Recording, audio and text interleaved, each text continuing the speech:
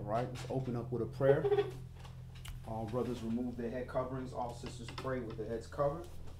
And we face the east towards Jerusalem, where our temple was and where our temple in Yahshua HaMashiach shall return. Brother Yonatan, can you go ahead and open us up in prayer? Heavenly Father, Yah, it is with gratitude, Yahweh, and thanks that we come before you today, O Yah, that you've allowed us to come before you on your Shabbat day, gave us understanding of your Shabbat. And in that alone, Yahweh, we take comfort that you revealed even the secrets and the understanding of the Shabbat day and the rest of it, O Yah. We thank you, Yah, for those who came to join us, to add unto the light, O Yah, your servants, those who serve HaMashiach, O Yah. And we pray traveling mercies for those who are still on the way. Yah, we thank you for those on the line. And just with gratitude, Yah, that we come before you, humbly confessing, Yah, that we have been in sin and we are in sin, Yah. You're the one. It's only by you that we're being delivered from our iniquities and wrongdoing. And Yah, let us not grow weary of right doing, oh Yah. But may you continue to replenish a spirit in us to mend our ways and to take thought to our path, so Yah, to turn away from the wrong and constantly and continually do what is correct and right and upright before you, Yah. We thank you and we bless you in the name of Yahshua we pray.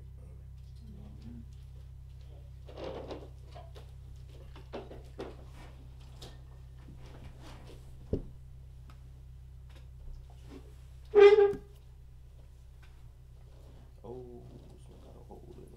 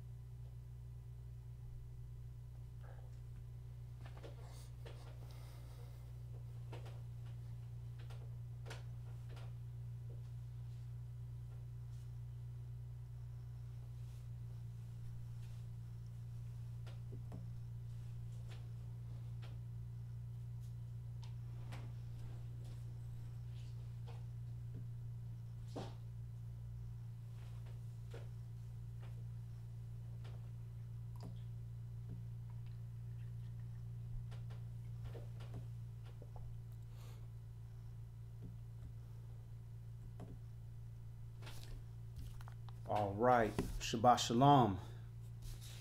My name is Yashra'al. My brother Yonatan Yashra'al. Shabbat Shalom. And the title of today's Shabbat study is YAH Code. YAH Code. C-O-D-E. YAH Code. And, you know, in our previous life, many of us grew up with a certain code. You know, we have different terms, you know, G code or street code or just, you know, certain morals that we had, even, you know, honor amongst thieves, all kind of different things that we had, that we held as our gauge, mantra and gauge of how a man is supposed to operate. You know, no snitching, and you know, you don't steal from your family, and all these things that we thought that's what made us real men. And all of these things were shaped by Babylon. All of these things were shaped by the best that we had to offer. A lot of things were good rooted things, like, you know, not running to the police. That's actually rooted in scripture. You know, you're supposed to deal with your family. But at the same time, there's some other things like not snitching. You know, if your brother is doing something wrong, you need to confront this brother. You don't just overlook those things. You deal with it within the family. You don't run to the police. So it has put us in a situation where, as these things change, and a lot of the men that we call OGs and real men, they locked up or they dead. And now you have a new generation of young brothers being raised by television and BET and what they think is what a real person, a real man operates. And it's filtering down into our children, and it's creating a very feminine male society. And even to the point where they now justify homosexuality, which is the ultimate death. I mean, that's hating your brother to the fullest extent, because you can't get anything out of that other than death. So it brings us down to a situation where we're now where we have a younger generation that's a little bit younger than the elders, but an older generation that is now responsible. We are in the age where we are doing the works. The elders have done their work. They did the best they could. And now we're in a younger generation of young priests and men that have to step up and fix this issue with the youth. And that requires the men to step up and be men, to men up, stand up for something or fall for something. And we want to do that in the righteousness of this word. We want to remove those things that the streets taught us, keep those things that the streets taught us that matches what YAH taught us, and make sure we're setting that proper example. And one important part of that is our women. Our women are very important because our women are raising a lot of men now, because a lot of men, like according to the prophecies, men are becoming more precious than fine gold because they just not around. They getting killed off, or they acting like little boys, or they turning, getting flipped into another direction. So I challenge our women to hold our men accountable, not to step in the place of a man, but hold your father, hold your brother, hold your husband, hold the men of this nation accountable. We're not perfect. We are learning just like everybody else. We are sinners just like everybody else in a state of repentance. But it's going to take our entire nation to come together and hold ourselves accountable. Brothers, in this word, we already holding each other accountable. That's why you have a brother, so that when you fall, he can help you get back up. And y'all can walk hand in hand and hold each other and prevent each other from falls. So this class is going to examine that. And we're going to just look at the stock of men that we come from, the type of nation that we fell from into where we are now. And we're going to try to glean from the righteousness that Yah's servants, the men that he chose to serve him, and how they operated in the code that they followed, which we know is these commandments. So we're going to open up in 1 Samuel chapter 17. 1 Samuel chapter 17. And for all visitors, this is an open forum. This is how we learn. Some of the great comments that we've had in classes has sparked a lot of thought and a lot of understanding. So where two or more are gathered in his name, there he is in the midst. So any questions or comments are invited. 1 Samuel. Can you clarify that title again? Sure, it's YAH Code. C-O-D-E, Code. YAH Code. Okay. And Shabbat Shalom, Aquanet Thompson. Shabbat Shalom, Area Yehuda Dahu. Good to see you, brother. Shabbat Shalom, Kim Marie. Shabbat Shalom to the Kings. Safe travel. Take your time. Shabbat Shalom, Luke is cool. And Shabbat Shalom, Gishi Cole. Shabbat Shalom, Totaya Hall. Shabbat Shalom, brother Israel. Good to see you. And Shabbat Shalom, Chris Whitehead. Good to see y'all, family. 1 Samuel chapter 17 and verse 1. Now the Philistines gathered together their armies to battle, and were gathered together at Shoko, which belongs to Yehuda, and pitched between Soko and Azekah in Ephes Damim. And Saul and the men of Yashra'al were gathered together and pitched by the valley of Elah, and set the battle in array against the Philistines. And the Philistines stood on a mountain on one side, and Yashra'al stood on a mountain on the other side, and there was a valley between them. And there went out a champion out of the camp of the Philistines named Goliath of Gath, whose height was 6 cubits and a span. So I've seen different understandings of that. The cubits, I've seen one understanding that 6 cubits would have been about 11 feet. So imagine you going against a man that's 11 feet. Unless you LeBron James, you ain't punching this man in his face, because a goal is 10 feet. So, and then I've seen other understanding that have shown that that's likely about 9 feet, which I think is probably a little more realistic. But either way, this was a very large individual. And we know that these were a large people because Yah told us that these people in this nation were greater and mightier than us in size and in stature. Go ahead. Verse 5. And he had a helmet of brass upon his head, and he was armed with a coat of mail, and the weight of the coat was 5,000 shekels of brass. And he had greaves of brass upon his legs, and a target of brass between his shoulders. And the staff of his spear was like a weaver's beam, and his spear's head weighed 600 shekels of iron, and one bearing a shield went before him. And he stood and cried unto the armies of Yashra'al, and said unto them, Why are you come out to set your battle in array? Am not I a Philistine, and you servants to Saul? Choose you a man for you, and let him come down to me. If he be able to fight with me and to kill me, then will we be your servants. But if I prevail against him and kill him, then shall you be our servants and serve us. So there's a problem right here. Yashra'al is a sovereign nation. We don't even have an angel or malak over us, much less having a carnal man of another nation over us. This is a problem. So this is deeper than just, pride between both nations. We represent the Most High. How is the king's son going to be a slave to another nation? So this is deeper than just one person here. Go ahead. Excuse me, brother. Go ahead, Elder.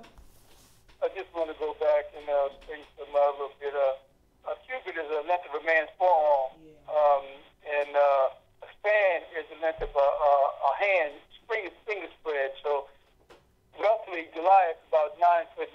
Still a monster in height, but it's not about 9'9". Right. And I saw that same understanding of the cubit as well. And I think that's more realistic in the size. Verse 10.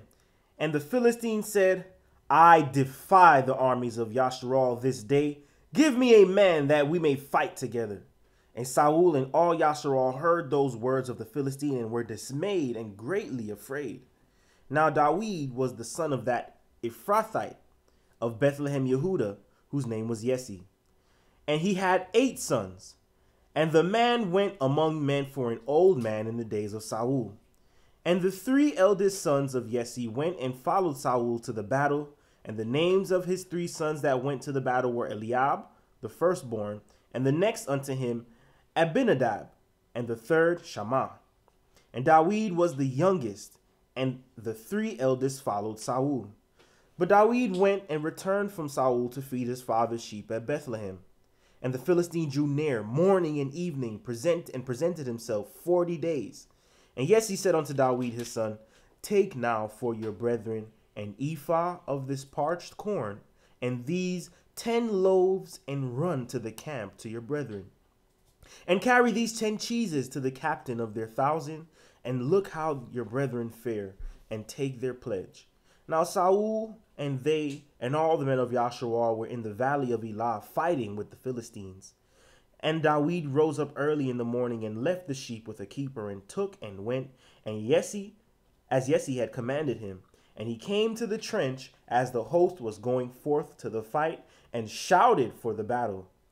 For Yashra'al and the Philistines had put the battle in array, army against army. And David left his carriage in the hand of the keeper of the carriage, and ran into the army, and came and saluted his brethren. And as he talked with them, behold, there came up the champion of the Philistine of Gath, Goliath by name, out of the armies of the Philistines, and spoke according to the same words. And David heard them. And all the men of Yashra'al, when they saw the man, fled from him, and were sore afraid. And the men of Yashra'al said, Have you seen this man that is come up? Surely to defy Yashra'al is he come up. And it shall be that the man who kills him, the king will enrich him with great riches, and will give him his daughter, and make his father's house free in Yashra'al. And why do they need to be free in Yashra'al? Shemuel warned us about this, the king that would put us under tribute. So you got to now fight a tyrant of another nation, a giant, just to be free. And this problem all came because we decided that we wanted to be like the other nations and have a man represent us instead of being represented by the true King Yah. And Shabbat Shalom, Natumbe Kwazayo Hamuli. Good to see you. Verse 26, And David spoke to the men that stood by him, saying, What shall be done to the man that kills this Philistine, and takes away the repose from Yashra'al? For who is this uncircumcised Philistine that should defy the armies of the living Elohim? And the people answered him after this manner, saying, So shall it be done to the man that kills him. And Eliab, his oldest brother, heard when he spoke unto the men.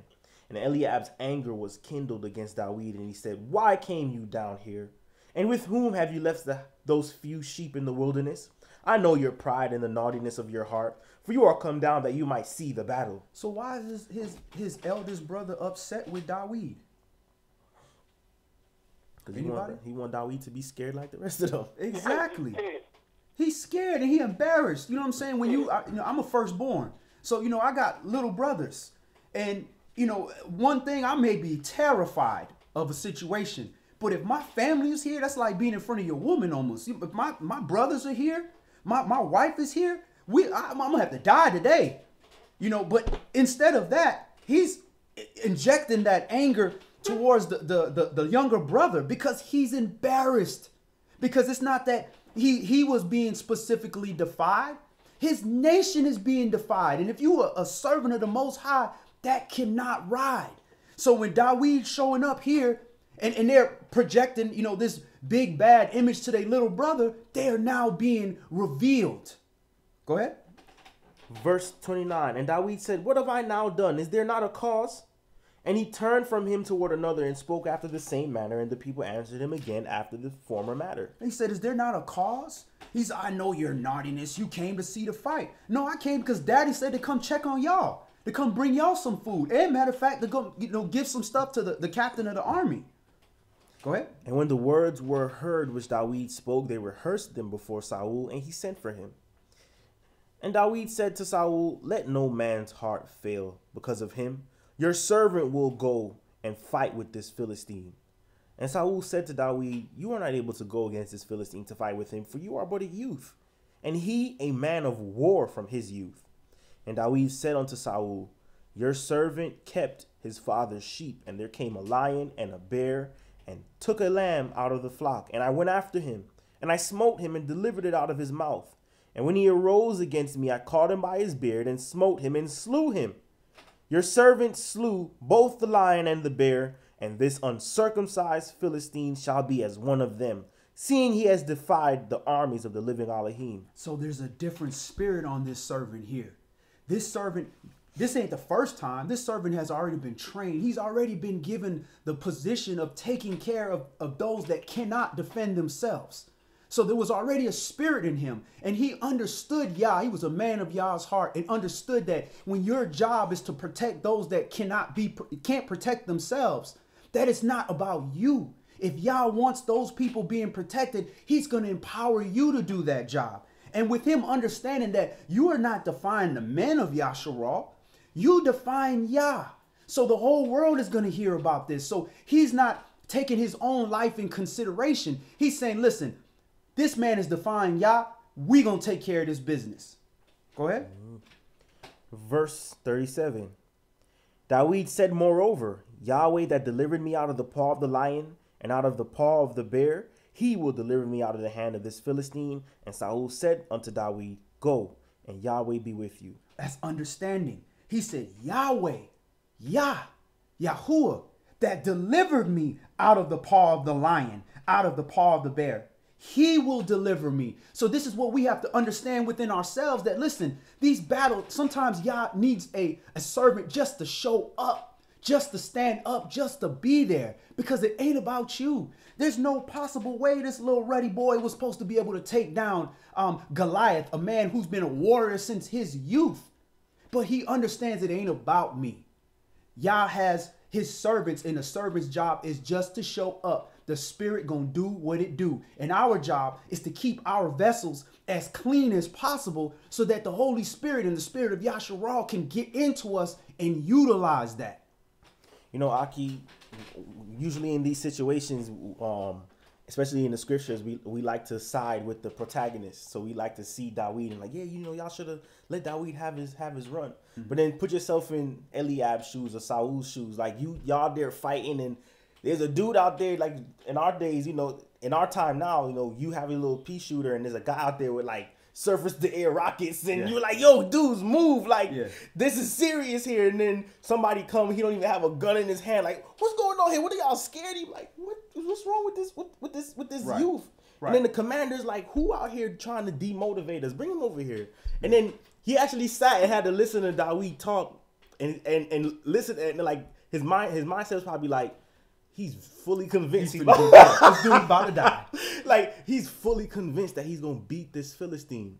And then he sat for a while, and he's looking at all his men, with their shields on. This kid ain't even got no shield on, and he's like, all right, go ahead. Okay, here's my sword, here's my stuff, and it turned out he actually, went ahead and conquered it. And what I took from that too is like, I've learned in my own life, like, don't just cast people off because the image of them look like they might not be able to fulfill something. See about it. At the end of the day, I didn't create this vessel. I didn't create that person. I didn't put the gifts in them. I got them here for a reason. So you sit, and what this allowed me to do is also have appreciation for the gifts that Yah places in people. Like, I'm sitting here dying to learn Hebrew, and then I show up at the school of prophets or some dude already grew up in Israel, speaking Hebrew fluent. I'm like, let that man do it, man. Stop sitting here trying to struggle. He'll teach you. You see me? And what it allowed me to do is yield to the gifts in others, and it helps us to work as a body. If I'm a heart, I have no business trying to interfere with the lymphatic system of the body. If I'm a brain, I have no business trying to pump like I'm a heart. If the brain swells any more than it is, you're gonna go into a coma. You see what I'm saying? So understanding what our gifts are, operating in those gifts. And I think Yah also, because sometimes we're not sure what our gifts are. What Yah does is he helps to nurture the gifts that we have so that we can learn to trust and have full faith like Dawid. Like, look, I'm good at building houses. Let me build this house. I'm good at leveling walls. Let me do the drywall here. Something to that extent. And if you see somebody come like, yo, bro, that dude is good at plumbing. Here, help get this man a monkey wrench so he could do these plumbings, and we'll be a lot more efficient that way. Right. Understand it's a body. Everybody not a foot. Everybody's not an arm. And in studying the scriptures, we also want to get a better understanding of Yah and understand his patterns. How does Yah loves glory? How he gonna get glory if he send another Goliath Yahoo against Goliath? You know what I'm saying? Goliath Yahoo from Judah. Another dude who he's 10'8". And he go, oh man, that guy's strong. But when you take this little ruddy boy that keeps sheep, and has absolutely no fear, and he goes up against him, ain't nobody saying, man, praise Dawid, praise Dawood. This dude is a warrior. They saying all praises to the Most High. The Most High delivered us, and that's how he wanted. That's why he chose Yashra'al. He said, you were the smallest of all nations. You were look at you were bloody and unsalted. And look where I took you. Look at Yeshua. You come from Nazareth. Nazareth? What good thing could come from Nazareth? So understanding this, that it's not about the glory to the individual, it's about the glory to Yah. So when you see a situation like that, don't judge according to the appearance. Hallelujah. Excuse me, brother. Go ahead, Elder. If you put yourself in the thought pattern or the scene of what's really going on here, so you can almost feel like, this guy, looking at something, this little wobble boy, got all this courage, talking all this stuff, and he's so hardcore, want to go do this, and it's hard as for the Most High.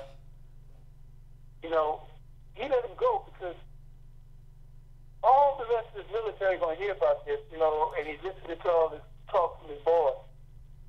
And it's like, wait a minute, put your money where your mouth is. You keep running all this stuff. I got a whole military here.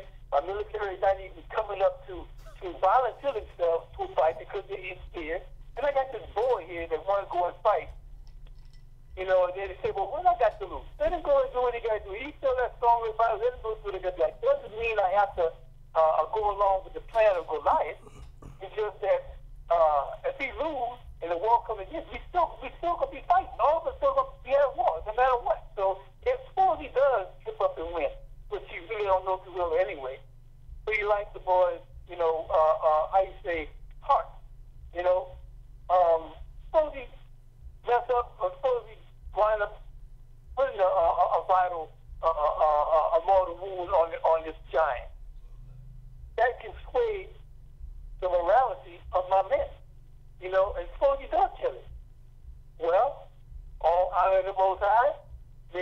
keep their bargain that Goliath stated. Or if not, you're going to be fighting anyway. So why not get the boy a try?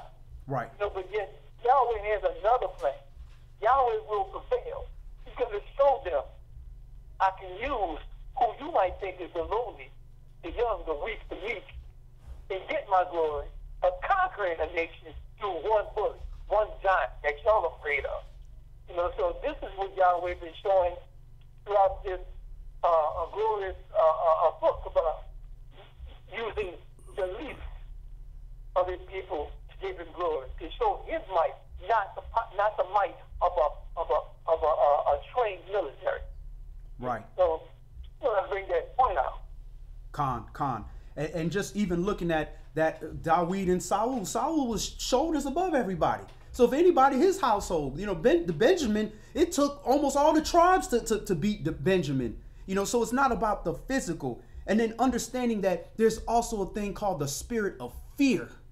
This is part of the curses in Deuteronomy 28. That spirit of fear can be put on anybody. It could be put on you. It also could be put on your enemy, where somebody that has all the courage in the world to fight against you, y'all can put that spirit of fear on them. So we just got to show up. Go ahead, brother. Verse 38. And Saul armed Dawid with his armor, and he put a helmet of brass upon his head. Also he armed him with a coat of mail.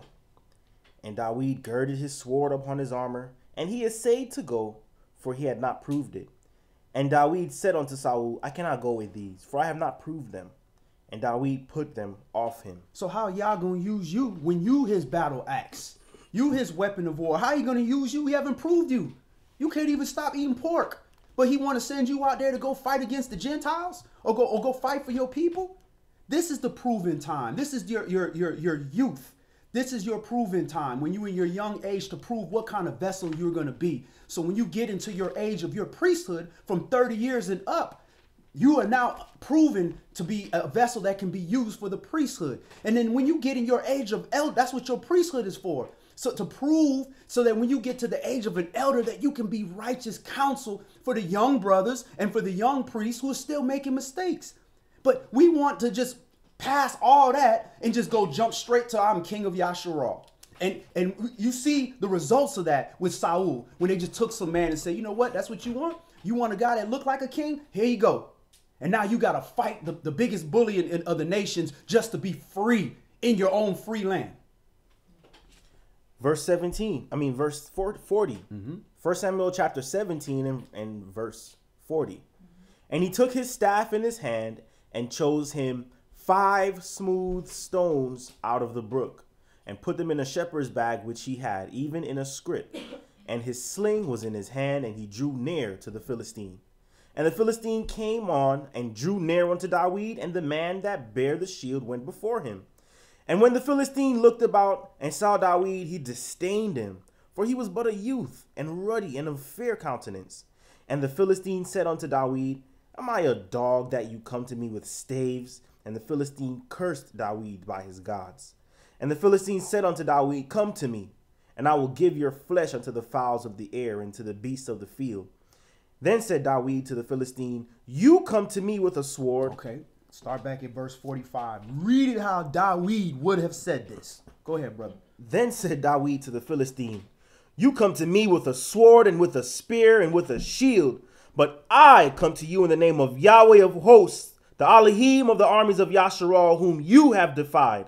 This day would Yahweh deliver you into my hand, and I will smite you and take your head from you. And I will give the carcass of the hosts of the Philistines this day unto the fowls of the air and to the wild beasts of the earth, that all the earth may know that there is an Elohim in Yashra'al. And all this assembly shall know that Yahweh saves not with sword and spear, for the battle is Yahweh's, and he will give you into our hands. So that's also part of the reason why he didn't even need. It's like, man, I don't even need this stuff, man. Look here. I realize what this is. My people need saving. They can't protect themselves. How I know they can't protect themselves? Because they won't. So that means Yahweh has chosen me this day. This is why I'm here. This is what a leader does. When it's time to step up, when it's time to save life, a leader just shows up. He's not even thinking about the consequences. He just shows up and says, look, Ain't nobody else doing it. So Yahweh ain't told me I shouldn't do it. So I'm going to step up and I'm going to let Yah show the world who he is because I believe in him. And that ain't going to happen your first time. You ain't finna jump to that. That's going to happen when the adversaries show up, which is a bigger than Goliath in your life. And you say, I'm going to show you who's in charge. I'm going to show you who's the strong, who's the mighty one here. So this is what he did. He showed up. And through all this, not one time that he said, man, y'all don't know, y'all ain't heard about me. I killed tens of thousands. I'm a rapper. I kill tens of thousands. You don't know about me. I'm slaying bears and lions around this mug. You don't want none of this. He ain't come like that. He said, man, you messing with Yah. And he was ready and prepared to die. And this is what Yashra'al was telling us. He who's trying to save his life is going to lose it. And he who's willing to give up his life is going to gain it because you understand the concept. Listen, whatever going to happen is going to happen. If it's my time, it's my time. You ain't going to delay it a millisecond. So why not use the time that you know is here because you still have that time to present yourself as a living sacrifice to Yah, which means I'm going to, while I got breath in my body, I'm going to show up for Yah, and whatever's to be is going to be. Go ahead, Ak. Hallelujah. Verse 48. And it came to pass when the Philistine arose and came and drew near to meet Dawid, that Dawid hasted and ran toward the army to meet the Philistine. And that's how we need to approach our enemies. And don't get it twisted. Your enemy ain't always some 9 foot, 10 foot tall man across the street. That enemy is also the adversary in you, the flesh that wants to transgress these commandments. Are you running up to that, to face that as well? Or are you sitting back, pausing, I'll deal with that later. Just taking for granted that you're going to have a tomorrow or you're going to have an hour from now. No man knows. Go ahead, Ak. Verse 49. Here. Oh, grab the phone so they can hear you on the I just wanted to just interject a little bit that we're going to be justified in our faith. That's what this whole thing is telling me. Like, his faith was astronomical. It was beyond every soldier on that field. Mm-hmm. And he was justified and glorified because of his faith. All And praises. Praise you. His faith is through action. We can all sit here and talk it. I had a brother tell me just yesterday, he called me and he was talking about, all these killings going on and this, that, and the other. And he said, he was a little bit on edge. And he asked me, aren't you on edge? I said, nope. They've been killing us. And I understand. I made that covenant with the Most High that I'm going to teach his word. I'm going to serve him in whatever capacity he gives me. And when it's my time to go, it's my time to go, point blank. And he was like, man, you got a lot of faith. I also said, hey, but ain't no bullets flying at me right now. So let's keep things in perspective. Yeah, ain't no bullets flying at me right now. So, before you start putting me up there, yeah, I hope that spirit can stay with me, but ain't no bullets flying at me right now. Hallelujah. We're at 1 Samuel chapter 17 and verse 49. And Dawid put his hand in his bag and took there a stone and slang it and smote the Philistine in his forehead, that the stone sunk into his forehead, and he fell upon his face to the earth. So Dawid prevailed over the Philistine with a sling and with a stone, and smote the Philistine and slew him, but there was no sword in the hand of Dawid. Therefore Dawid ran and stood upon the Philistine, and took his sword, and drew it out of the sheath thereof, and slew him, and cut off his head therewith. And when the Philistines saw their champion was dead, they fled. And you got to cut the head off a snake. That's how you take him out. You chop his tail, you stab him, and he turn around, he still bites you. And then he might still die. But you got to cut the head off a snake, which means you got to get the head, the top of that. So we got to do the same thing. The snake is in us, our spine, that doesn't want to stand upright. You got to cut the head off that thing and say, nah, that ain't going to lead me. This word going to lead me. Hamashiach going to lead me. This righteousness of Yah, his commandments going to lead me. And cut that off. Go ahead. Verse 52. And the men of Yashra'al and of Yehuda arose and shouted and pursued the Philistines until you come to the valley and to the gates of Ekron. And the wounded of the Philistines fell down by the way to Sharaim, even unto Gath and unto Ekron. And the children of Yashra'al returned from chasing after the Philistine, and they spoiled their tents. And David took the head of the Philistine and brought it to Jerusalem, but he put on his armor. He put his armor in his tent. And when Saul saw David go forth against the Philistine, he said unto Abner, the captain of the host, Abner, whose son is this youth? And Abner said, as your soul lives, O king, I cannot tell. And the king said, inquire you whose son the stripling is. And as David returned from the slaughter of the Philistine, Abner took him and brought him before Saul with the head of the Philistine in his hand. And Saul said to him, whose son are you, you young man? And David answered, I am the son of your servant Jesse the Bethlehemite. All right. Let's move on. Let's go to 1 Corinthians chapter 6. So you see, David, he couldn't fight all the Philistines, unless he was Superman. But at the end of the day, he had to do his part, and then he emboldened the rest of the men to go stand up and fight for Yashra'al. So this is why the priest had to go before war, and the priest had to say, point blank, hey, look here. If you scared, go home. Because that spirit of fear can spread around and intoxicate the rest of the soldiers. But guess what? So can the spirit of valor, the spirit of righteousness, the spirit of being a warrior spirit that can also spread around. So if you have that in you, it is your job to step up to encourage. And it got to the point where it even took a woman sometime. It took Yehudith. It took her several, she was a woman, she couldn't even chop his head off. It took several times for her to chop the man's head off.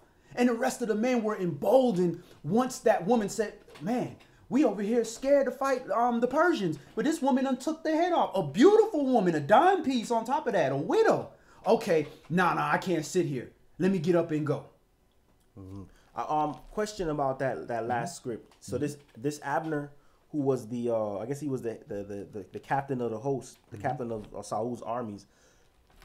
Is that the same one that when there was a split between Saul and David, Abner ended up having to come back, and I think Joab killed him on his way back, or somebody from David's camp ended up killing Abner, and David was like very upset about it. He was depressed. He couldn't believe that they. Do we know that this is the same Abner? I'm not sure, but I know David understood. You put your hand on Yah's anointed. Yeah, I remember that. I don't remember exactly who that was. And I think just fact check that. It was between we could put it on the show. It was between because Joab ended up being like David's right hand man. And over as the story continued, we started realizing that Joab wasn't all that clean. His hand, he was a little defective. Not toward David, but he had his own agenda happening under the table, and that's how I think that's how Abner got killed. Joab killed Absalom too. Wow, and David ended up putting Joab to death, didn't he? No, well, Absalom, didn't his head get caught in the trees? Yeah. Isn't that how he died? No, that's how he got stuck. That's how he got stuck. He came after his uncle was leaving Saul. Wow. The son was Saul's uncle. But I think it was Absalom who was there and got caught in the trees, and then he was slew in the trees because of what he had done. Joab, he was stuck and Joab killed him. Because the men came and some of the servants came and said they found him. And David had put out the decree that he needs to come back alive. Right. But Joab was like, nah, that's not going to happen. So he just killed him and then went back. You killed the king's son? Boy, you bold. Said so. He's bold. But at the same time, it's funny because Joab was the one that was advising David not to do the census. Like, bro, you can't. Why are we doing it? So it's crazy how it works sometimes. Well, no man has the power to retain the spirit. And if you decide that you want to carry your vessel in dishonor, that spirit could, all that righteousness, Ezekiel lets you know all that righteousness don't mean nothing. It's gone. And that's why, Yahshua says he who endureth, you got to endure through the filthiness of your vessel and use all your time to make sure it's clean before it's your time to go. Yeah, Dawid was real upset when Abner got killed, man. And Abner was known for his prowess. I think he was the one they said that he knocked the staff out of somebody's hand or something like that. Nell, were you able to?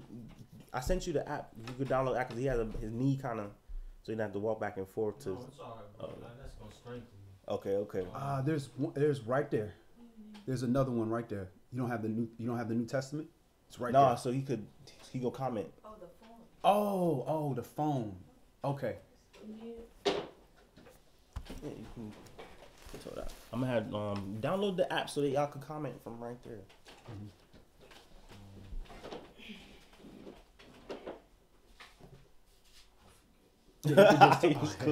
It's gonna come back to you. Hallelujah. Is that 1 Corinthians chapter 6? Yes. 1 Corinthians chapter 6, begin at verse 1. Dare any of you, having a matter against another, go to law before the unjust and not before the saints? Y'all cold. You telling me you gonna go to these people that don't understand your law and expect righteousness from unrighteousness because you afraid to go to your brother? That means you ain't trying to get things right. All you looking for is to gain whatever you trying to gain. Go ahead. Do you not know that the saints shall judge the world? And if the world shall be judged by you, are you unworthy to judge the smallest matters? Know you not that we shall judge angels? How much more things that pertain to this life? If then you have judgments of things pertaining to this life, set them to judge who are least esteemed in the assembly. And this is about going to the law. When you go to the law, 9 times out of 10, when the law come to your house, you go into jail. Now, if this is life or death, hey, listen, weightier matters. Life or death, you got to do what you got to do. But you calling the police on this, somebody making noise upstairs, this, man, listen, that ain't going to work out in your benefit. Calling the police, if you haven't been watching the news, it has not been working out to our benefit. You had one brother call the police because his car broke down. It was in Oklahoma. And he was dead. And they killed the man. His car broke down in the street and they killed the man. Go ahead, Cody. Oh, I was just saying that you're right. Joab did kill Abner because Abner killed his brother. So he said he had forgiven him, but he still killed him. Oh, man, Dawid went through a lot, man. His whole reign was just full of drama. It was crazy. It's like a soap opera. Yahweh told him. You remember? What? Yeah. He told him the sword will never depart from your house. Man. So basically, I was gonna say, if you look into the scriptures, when one of the kings of Israel would spare another king, it was really sparing themselves. That was what they were showing. If I spare this king, I'm showing forth how I'm really sparing myself. Say if somebody came and defeat me, maybe I'll be showing mercy. Right. Because I'm going to show this king mercy. So the same with the king's right hand. If you see him spear the king's right, or he was vexed because Abner passed, it's because he knew that's the king's right hand. And he had fear unto that. That was more, Yah will look upon that. You know what I mean? Right. Mercy. Mercy.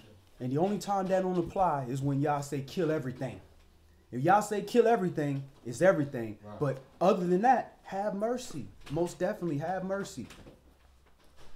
And Shabbat Shalom, Sharon Pinky, and Shabbat Shalom, Yafi Yehuda.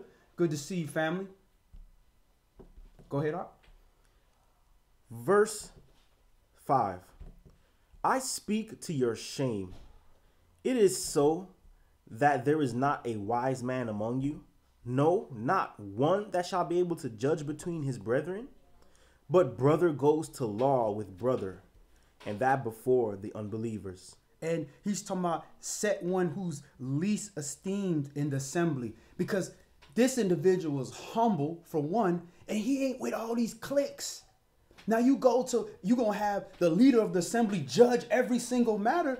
You're going to have people that's going to lead and, that want to ride coattails or brown nose. They're going to want to lean towards this person, or they're going to idolize this person because he's in a seat of authority. Nah, seat the person at the bottom.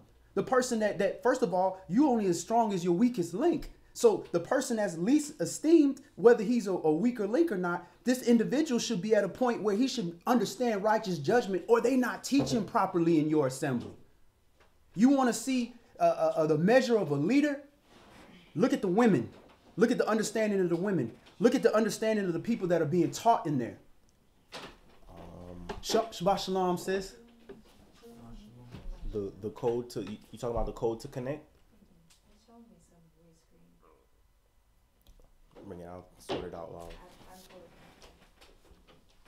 All right, we're at 1 Corinthians. Shabbat shalom, Triamin, Hotep Blanks. Good to see you. Bear with us, family. We having some technical difficulties, so we tethering all over the place with, you know, they I don't know if it's Comcast or Facebook or whatever the case may be. Oh, it's, give me 1 sec. Shabbat shalom, brother. It's 712-770-4160. 712-770-4160.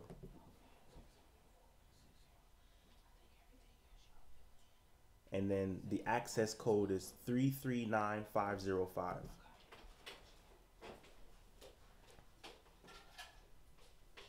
Some questions? All right, we are at Shalom family. Great to see y'all. We're at 1 Corinthians chapter 6 and verse 7. Now therefore, there is utterly a fault among you, because you go to law with one another. Why do you not rather take wrong? Why do you not rather suffer yourselves to be defrauded?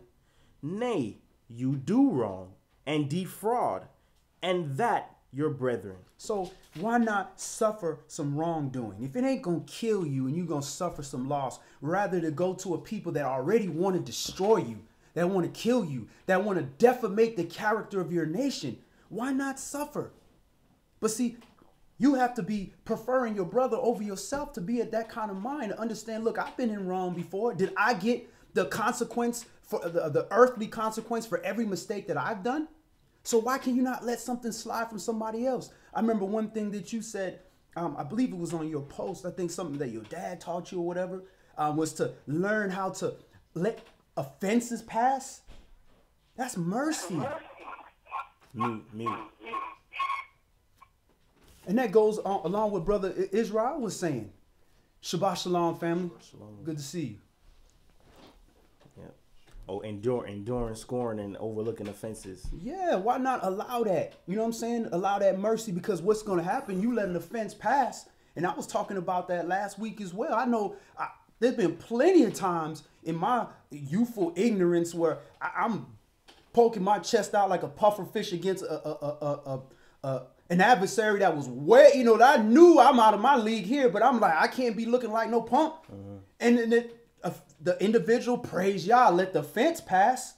You know what I mean? And so why not, when a situation come across us and we priests, we supposed to be examples that we can't allow an offense to pass. Now, certain offenses, he tied your hands. Certain offenses, your hands are tied. But if you can let it pass and it's just a matter of pride, the Most High will bless you for that. You know, it's a funny story about that. You know, my dad is a younger brother. You know, so he's not the oldest. So it's not like my dad knew anything about the scripts really. Like, a lot of what I learned is just his own learned behavior. Right. He just would concede, and even in his older age, he still does it. Where, because, you know, his older brother is the more dominant. You know, he's the younger one. I see my dad kind of let my older brother kind of just, you know, let stuff slide, or just he don't bother with it. But I didn't know that until now. It was in my younger days. I'll see, you know, my dad going through certain things, and he'll kind of not, you know, take the ultimate offense to it immediately. Right. Me not knowing that, he learned that because he's a younger brother. It wasn't really because he read it in the script. So a lot of the characteristics my dad took on was just by design of how he grew up. Like, It wasn't even like he was reading the scripts. Just because he's a younger brother, he just, you know, would concede. But it ended up helping me some of it, you know. And It's funny, and then how it says in the scripts, like the nations do the things you're supposed to be doing in this book. So like we'll read the book is telling us to do something and we don't do it. Whereas you see another nation know how to respect their elders, Right. where we're being taught to respect our elders and don't do it. So those people Right. end up judging us because no one told them to do it. They did it by design. You have the law. What's your excuse as to why you don't enact certain things? And see, that's a blessing to have learned that. How many problems we brought into our lives because we won't let offense. I mean, you might as well call me constipation in my youth, because I wouldn't let nothing slide. And that caused me problem after problem, to the point where I was so used to problems, I was ready for problems, to the point where I'm around my loved ones ready for a problem. You know, and that's something that I got a lot of respect for that in the neighborhood, but then that got no dealing amongst your family, amongst your nation. So this is that street code, that G code, where that was wrong teaching. And then now you got to reprogram your brain, and it ain't going to happen overnight, because if you've been doing this for 20 odd years, you're not going to all of a sudden, because you read one scripture in Sirach, be like, you know what?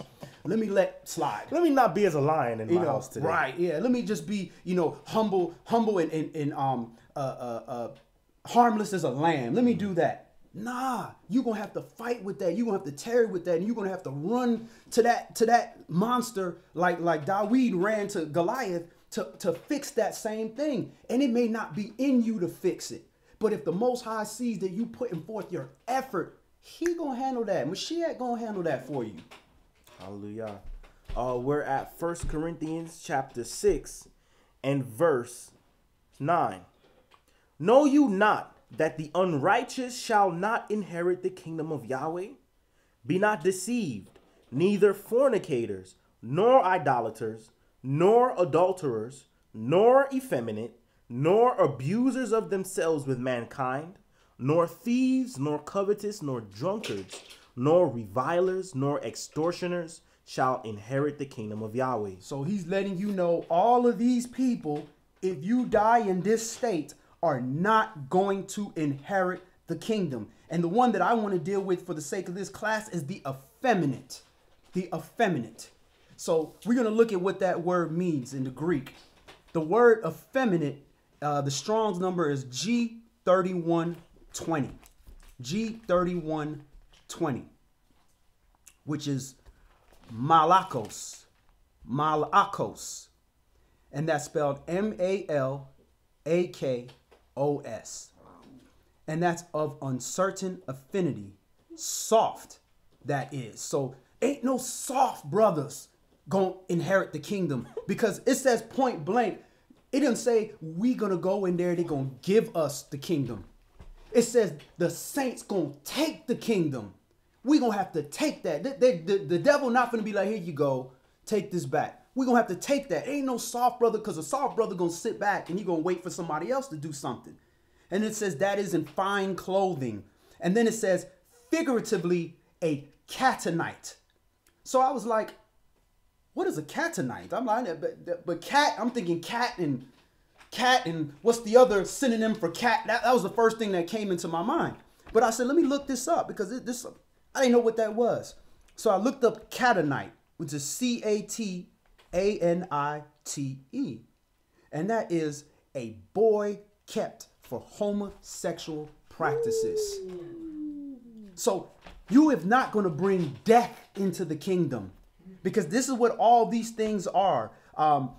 Fornicators, idolaters, adulterers, abusers of themselves with mankind, thieves, covetous, drunkards, revilers, extortioners. These are people that are bringing death into the kingdom. And when this new system of things, new way of life is brought into where there is no more death, that means you're not there, because you the death. You the one bringing that in there. Go ahead, Aki.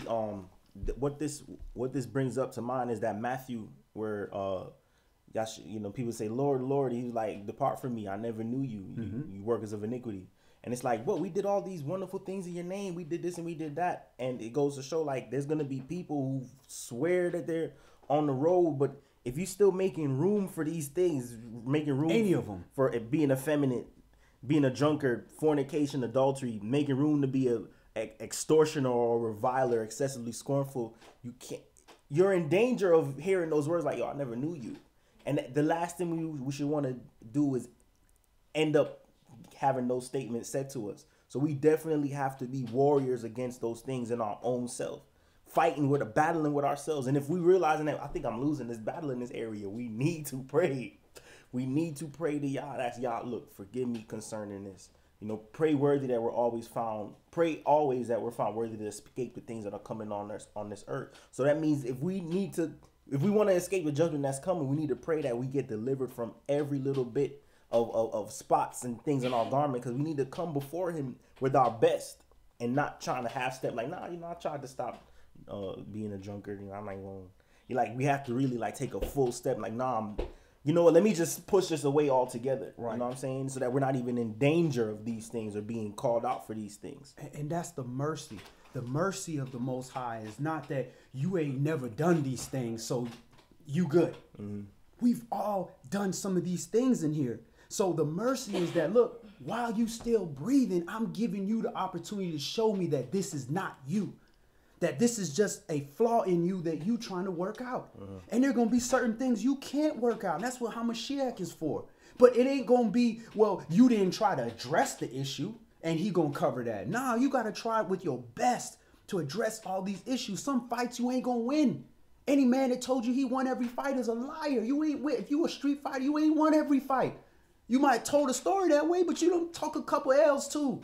So the Mashiach is letting you know, listen, your strength, your weakness is made perfect in me. I will be your strength. But that's if you're trying to address these things. So we got to address these things with the utmost authority. And this is why we confess to one another our faults. When you in your wickedness, the Most High not hearing you.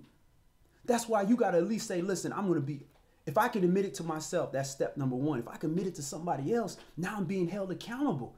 So I'm saying, hey, brother, look, I'm suffering with this anger thing, man. I can't, I feel like I got to pray for me. But what folk do when they pray? Hey, just pray for me. And I tell folk, well, pray for what? What you want me to pray for? I pray for you all the time. Pray for what? Be specific. Man, just pray. Pray for what? Nah, you're going to have to confess to me. You're going to have to tell me what it is you need prayer for so I can not waste the Most High time and come to it and I can hold you accountable for, hey, bro, you over there with another one, ain't you? But didn't you tell me you was suffering with this, bro? What happened? You told me you was not trying to be like this. But see, folk don't want that. They want to appear righteous in front of everybody and don't want to let people know their faults. When I know it was other people's prayer for me that helped me deliver from a lot of things, because it wasn't my prayer. I know that.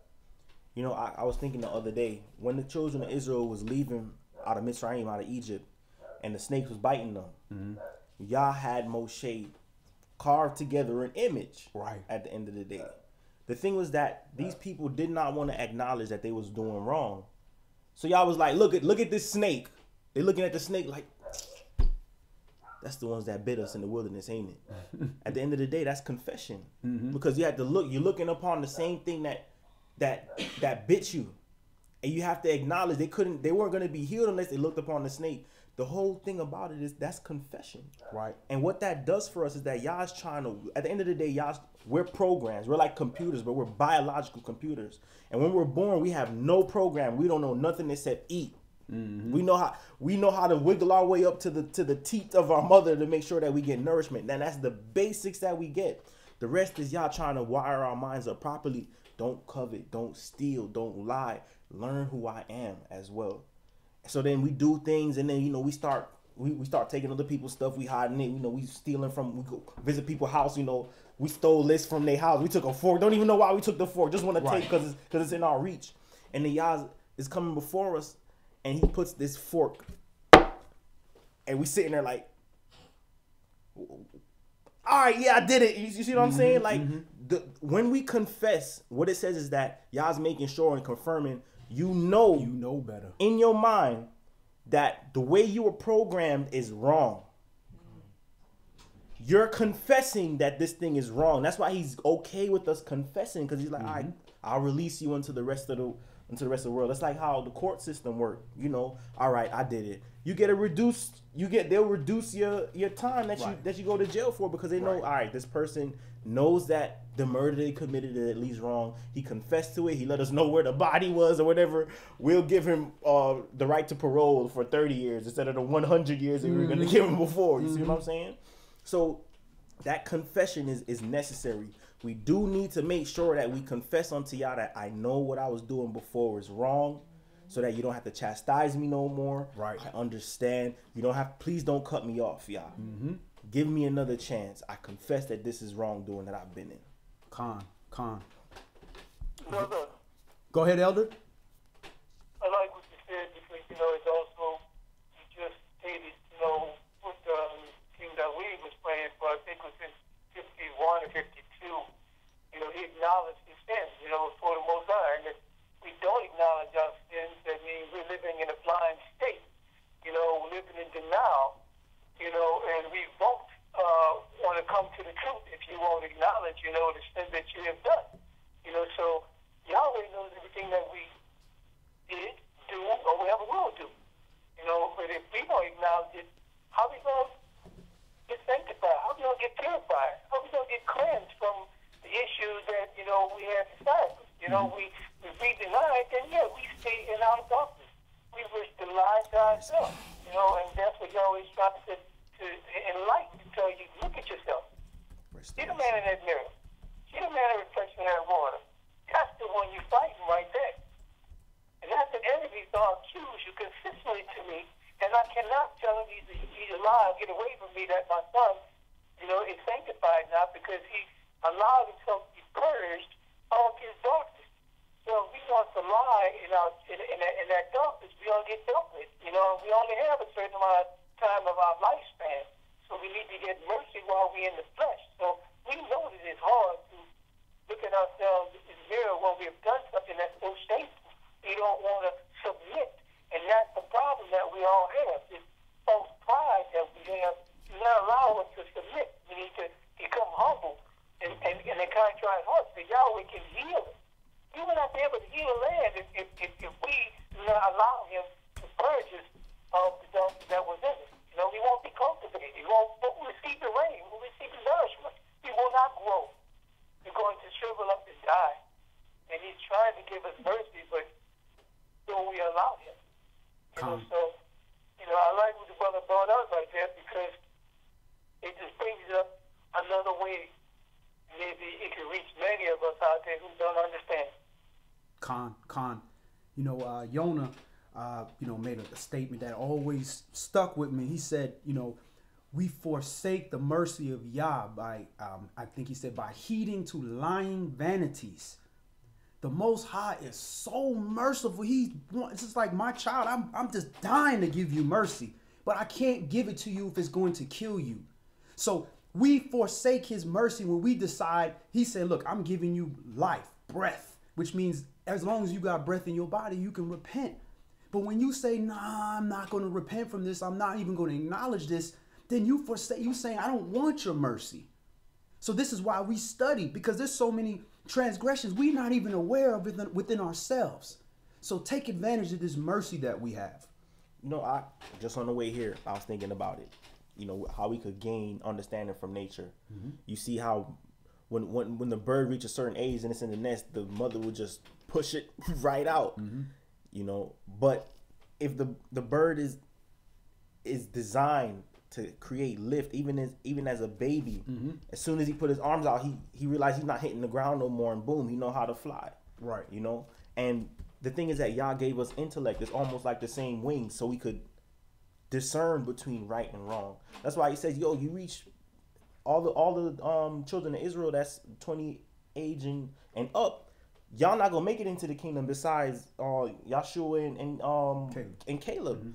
Because y'all knew already how to discern between right and wrong. You just didn't want to do it. Right. So y'all that are in your youth, I'm gonna allow you the time to learn and understand. But you reach that age of accountability, you don't stick your wings out. You don't start discerning that, man, every time I do something bad happened to me. Right. You don't come before me confessing that I've been doing this wrong, y'all. If you don't acknowledge these sins, I'm gonna push you out. you're going to get pushed out. You're going to hit the ground because Yah's going to be separating the sheep from the lamb at the end of the days. He's going to separate those who gave heed to my word and those of y'all who have this defective mind that don't want to change at all. Right. There's going to be a death.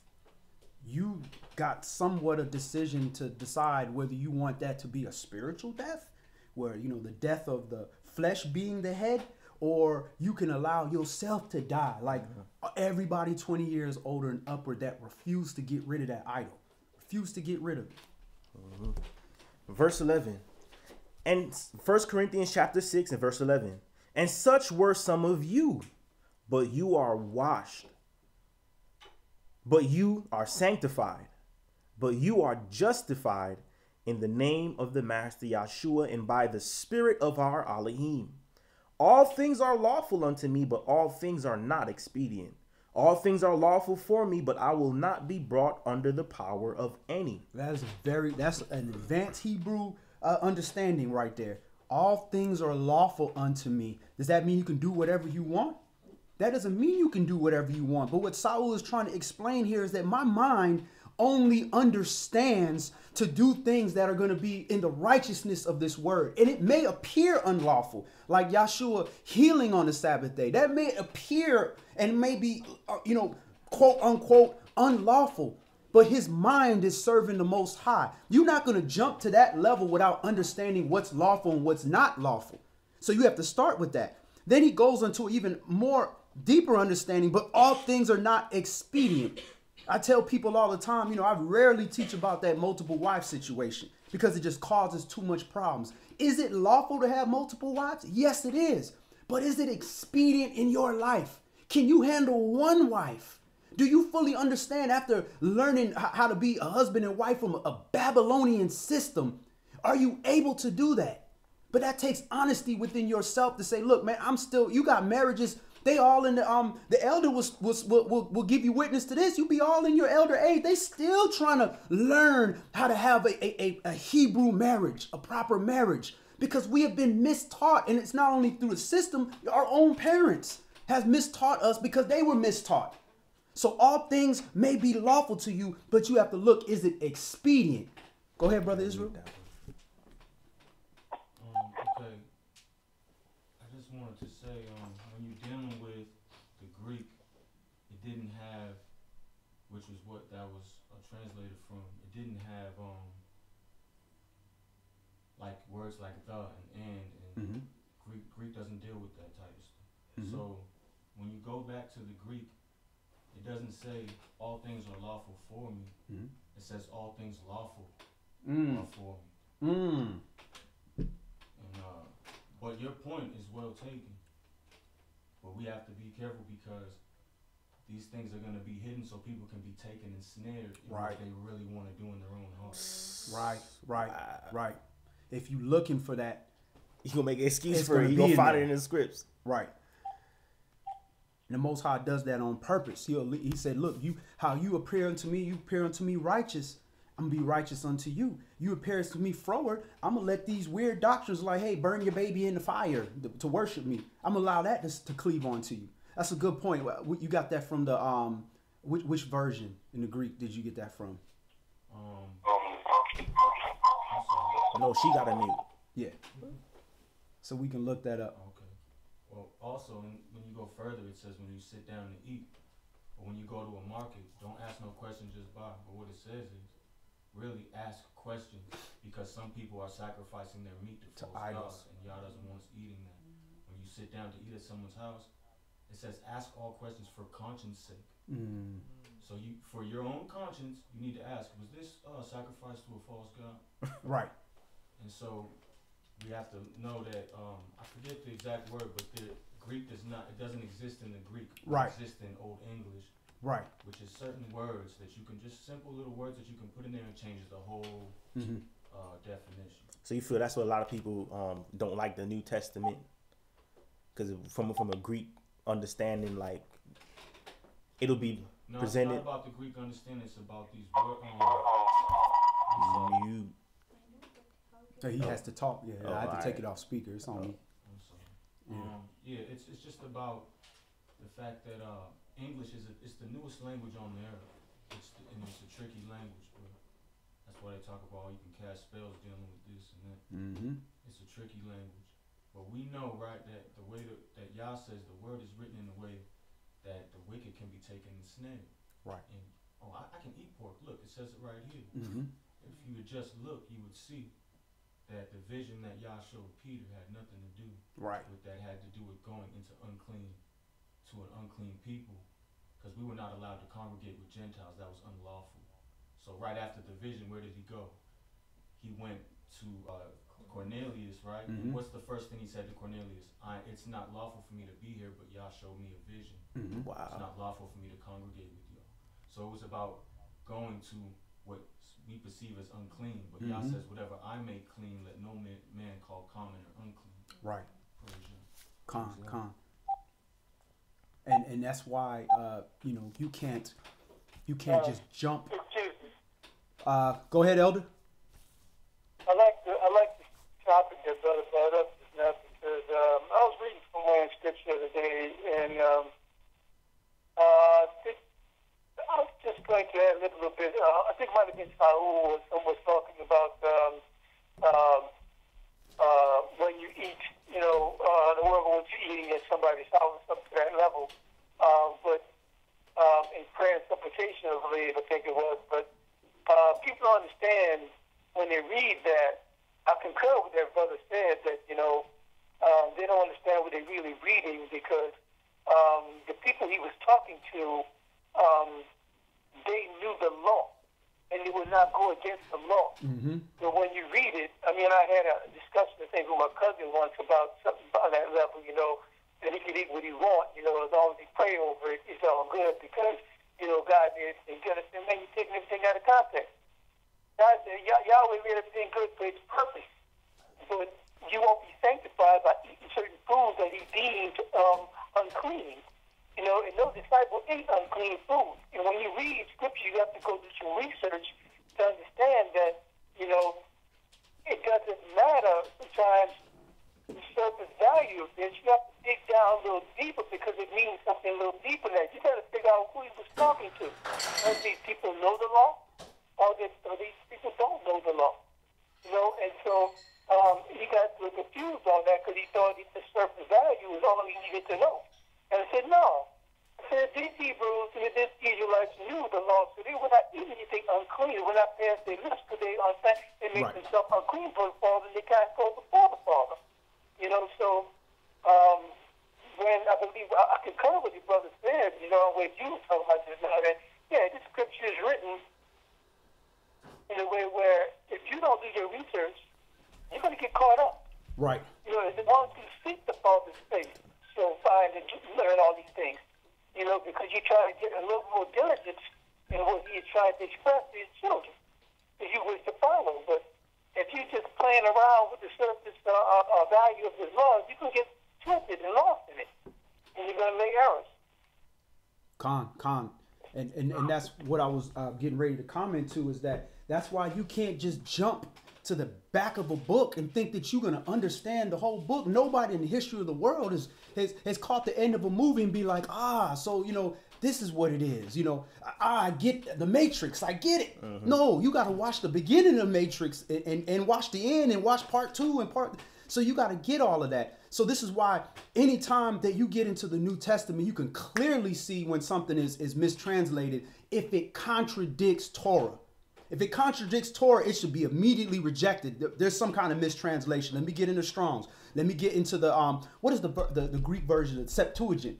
Let me get into the Kabor's Codex. Let me get into some of these older versions, and let me take a look and examine this. Like another one they had was, Father, why have you forsaken me? You like, whoa. Get into the understanding of the original language. That's not what he's saying. But ultimately, understand the law. That is the basis. The commandment is the lamp, and the law is the light. You need both.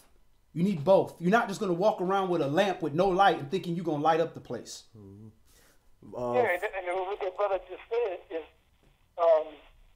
also 1 Corinthians chapter 10 dealing with it. Any man, said to you, this is offered in sacrifice unto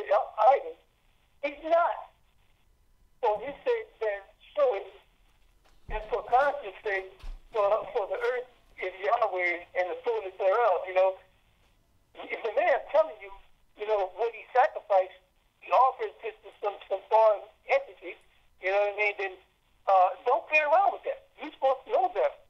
You know what I mean? So, you know, you have to really look into what these words and these sentences, you know, these phrases really mean before you err. You know, because some people don't realize that, I'm hurt the person's feelings, or hurt my mama's feelings, or my friend's feelings if I don't eat this food, you know, they prepare for me, or if I go to one of their feasts, you know, or one of their celebrations and so forth, you know, so I'm going to make enemies, I'm going to hurt their feelings. Wait a minute. You got to make a decision. Right. Are you trying to follow man or trying to follow Yahweh? Right. And you don't have to injure anyone by saying something cruel to them. You just have to deny it. And if they ask you, say, look, the book said, I found the book. Try to follow the book. The book said I ain't supposed to do that. So, you know, I just let you know I don't follow that way anymore. You know, now if they're mad with you, then that's their problem. You can try and relax the situation, but other than that, you got to stick to your guns. You know, you got to say, no, I got to be obedient to my father, and I don't do that anymore. And then you wind up one day not having to go there anymore on those sort of cases because you don't want to deal with that situation because they just don't understand. You don't want to start fighting, you know, but still, you got to stick to your guns. You know, I just want to bring that point up because that comes in all our families and it sometimes becomes a hardship, you know. But, hey, it is what it is. Yahweh trying to separate us, sanctify us, you know, and you got to be all kind of make a choice about how you're going to handle it. Right, right. You know, we spend so much time trying to make other people comfortable in their transgressions, but let me tell you, ain't nothing more comfortable than that lake of fire. So where you want your comfort at? You know, you want it in this world for maybe if you live a really great rich life that you might got 30, 40 years of some comfort, because you ain't comfort at 80 years old. I don't care how much money you got. Or you can be comfortable in the presence of the Most High full time and have the true riches that you can't even fathom what those true riches are. You got something out? I just wanted to say also, notice how I said the same exact words from the scripture. All I did was take the word R, A-R-E, and I put it after lawful, and the whole definition changed. Right. And so that's what I mean about the English language. We just gotta be careful with it because it's one of the newest languages on the earth, and it's good. We gotta go back to learn our roots, to learn the Hebrew. And we talk about that all the time about the difference between, you know, Shama and here. You know, English is just, yeah, I heard it, but I ain't doing it. Versus, you know, Hebrew is like, nah, you ain't heard. Because if you ain't do what thus says the Most High, you ain't truly heard. So that shouldn't even be an option where you not physically doing the action. Men are men of action. You can say faith, show me your faith. Well, I'm going to show you my faith by my works. We're at 1 Corinthians chapter 6 and verse 13. Meats for the belly. Is that back? Yeah, we got okay. Meats for the belly and the belly for meats, but Elohim shall destroy both it and them. Now the body is not for fornication, but for the master, and the master for the body. And Yahweh has both raised up the master and will also raise up us by his own power. Know you not that your bodies are the members of Mashiach? Shall I then take the members of Mashiach and make them the members of a harlot? Certainly not. What? Know you not that he which is joined to a harlot is one body? For two, says he, shall be one flesh. But he that is joined unto the master is one spirit. Flee fornication. Every sin that a man does is without the body, but he that commits fornication sins against his own body. What? Know you not that your body is the temple of the Ruach Kodesh, the Holy Spirit, which is in you, which you have of Elohim, and you are not your own? For you are bought with a price. Therefore, glorify Elohim in your body and in your spirit, which are Yahweh's. All praises. Let's go to Acts chapter 27. Definitely some righteous dialogue.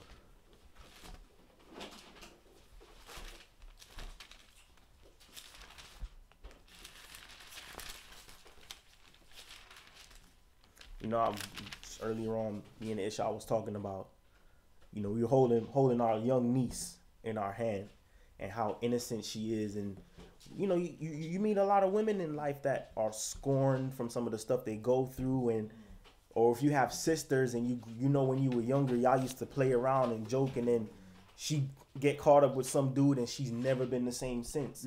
And then she get with another dude and then she's even worse off than she was before. And you begin to sympathize. You understand that, hold on, my little sis ain't even the same as she was before, all because these dudes don't know what they're really doing when they join their body onto these women. When they continue in this destructive cycle of not being a proper covering for them, not understanding the needs emotionally, you know. And when the script say flee fornication, it's not just because you know, sex before marriage is bad. It's more than that. There's emotional things, like the food you put before you and eat, you want to make sure it's something healthy. Your relationships, our body, our whole spirit is a holistic thing. What we eat, the people we lay with, who we have as a husband and a spouse, the time we wake up in the morning, the time we go these things are very interconnected to one another. Ain't none of us gonna throw a rock into an ocean and that ripple don't reach the shore at some point.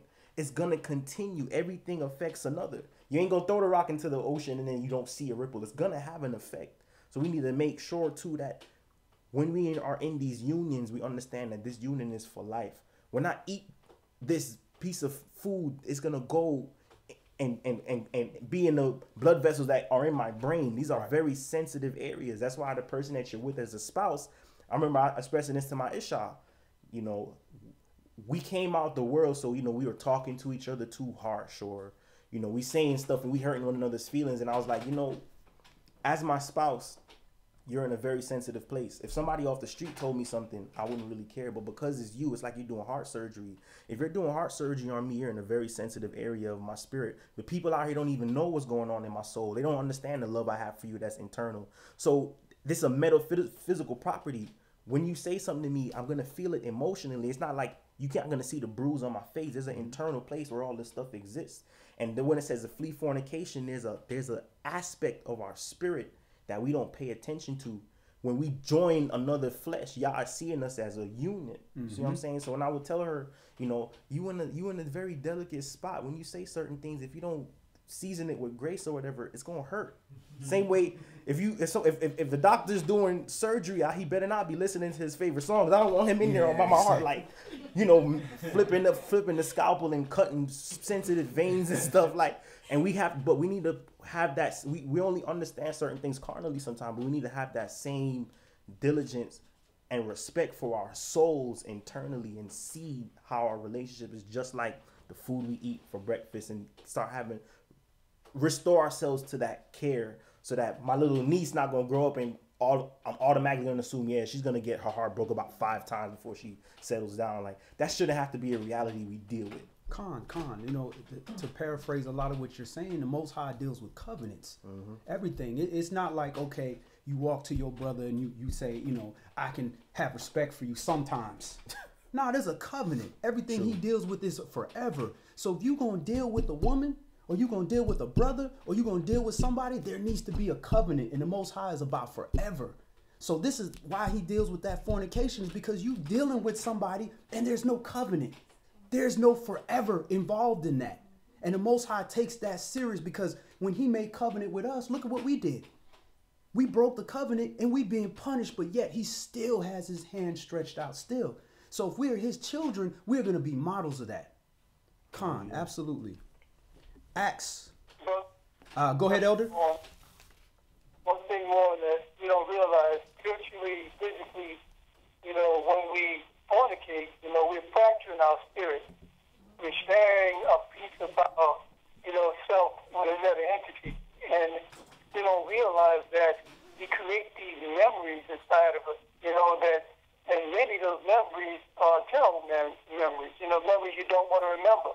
You know, and I know that as we seek the face of the Most High, you know, before sometimes we forgot about those things because it was done a while back, you know, or maybe you only been with that person a week or a day or whatever. But, you know, realize when you get into this word, Yahweh opens this up and let you see the error of your ways, that you re-experience the things that you did before in your mind, and then you start to regret and you see the damage that was done.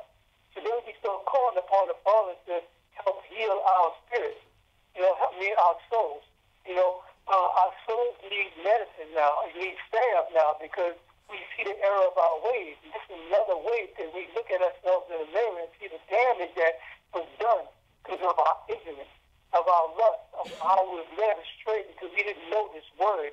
We wasn't taught this word from our fathers and fathers' fathers. So we didn't have good direction.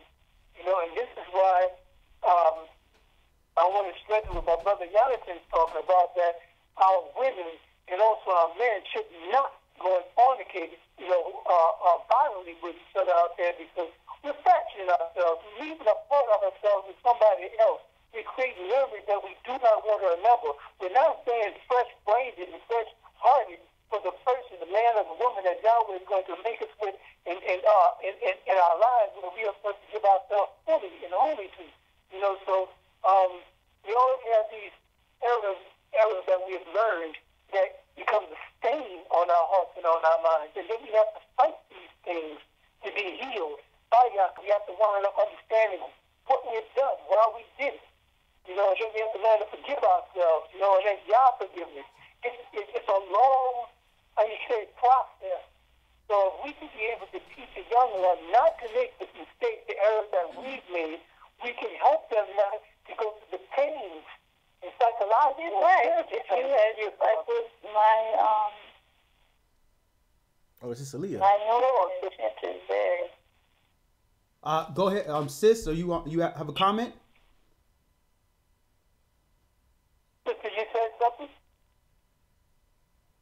Oh, okay. We heard Sister Leah. Was that Sister Leah? Might have been. I'm not sure. She's in the other room right now. She must have been on had the phone off mute, because I know she wouldn't talk over you. So, but if she wants to comment, most definitely. Was that you, Mary? Oh, she got dropped off. Oh, okay. She got dropped off.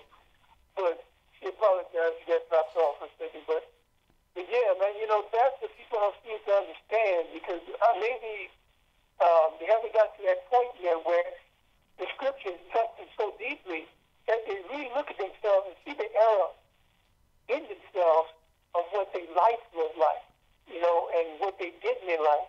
And maybe because I'm an elder and I see the error I've done, and it caused not just injury to others, but it also caused injury to myself. So, Yahweh wants to clean us up thoroughly, and we have to allow it, and it takes a while for these things to surface, and then we have to deal with them. So I just ask you that if we have a chance to teach a younger one not to make these mistakes, not to make these errors, it won't haunt you in the future. Because Yahweh wants to clean your children up, and your heart becomes softer to His word. Become more, what's a good word for that?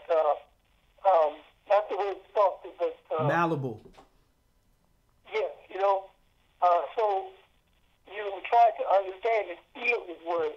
Feel His word. And I believe if that becomes a part of us, we must not be able to make that mistake again. And we're able to teach somebody else not to make that mistake, and let them get a reason why don't do it.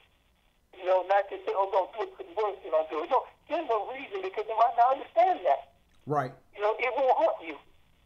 Right. So that's the point I want to bring upon that. Right. And and that's why the Most High is so merciful to us, and He chooses certain servants, because once you have, you can read, don't do this, and you can tell people don't do this, but when you've done it and you suffered for it and you understand, you can counsel somebody a little bit better and explain to somebody a little bit better why you don't do something, because we already are rebellious people that don't want to just follow instructions. And sometimes it takes, to let somebody, to take a mirror and be like, look at your face. That's why you don't want to do that. Duck, die, do something. This is what's happening to you.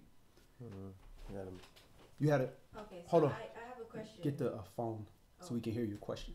I have a question, but just to continue what you were saying just now. it was a meditation of mine earlier this week where I was thinking that one of the saddest things that I come across on this walk is seeing people face demons that you've had help, overcoming.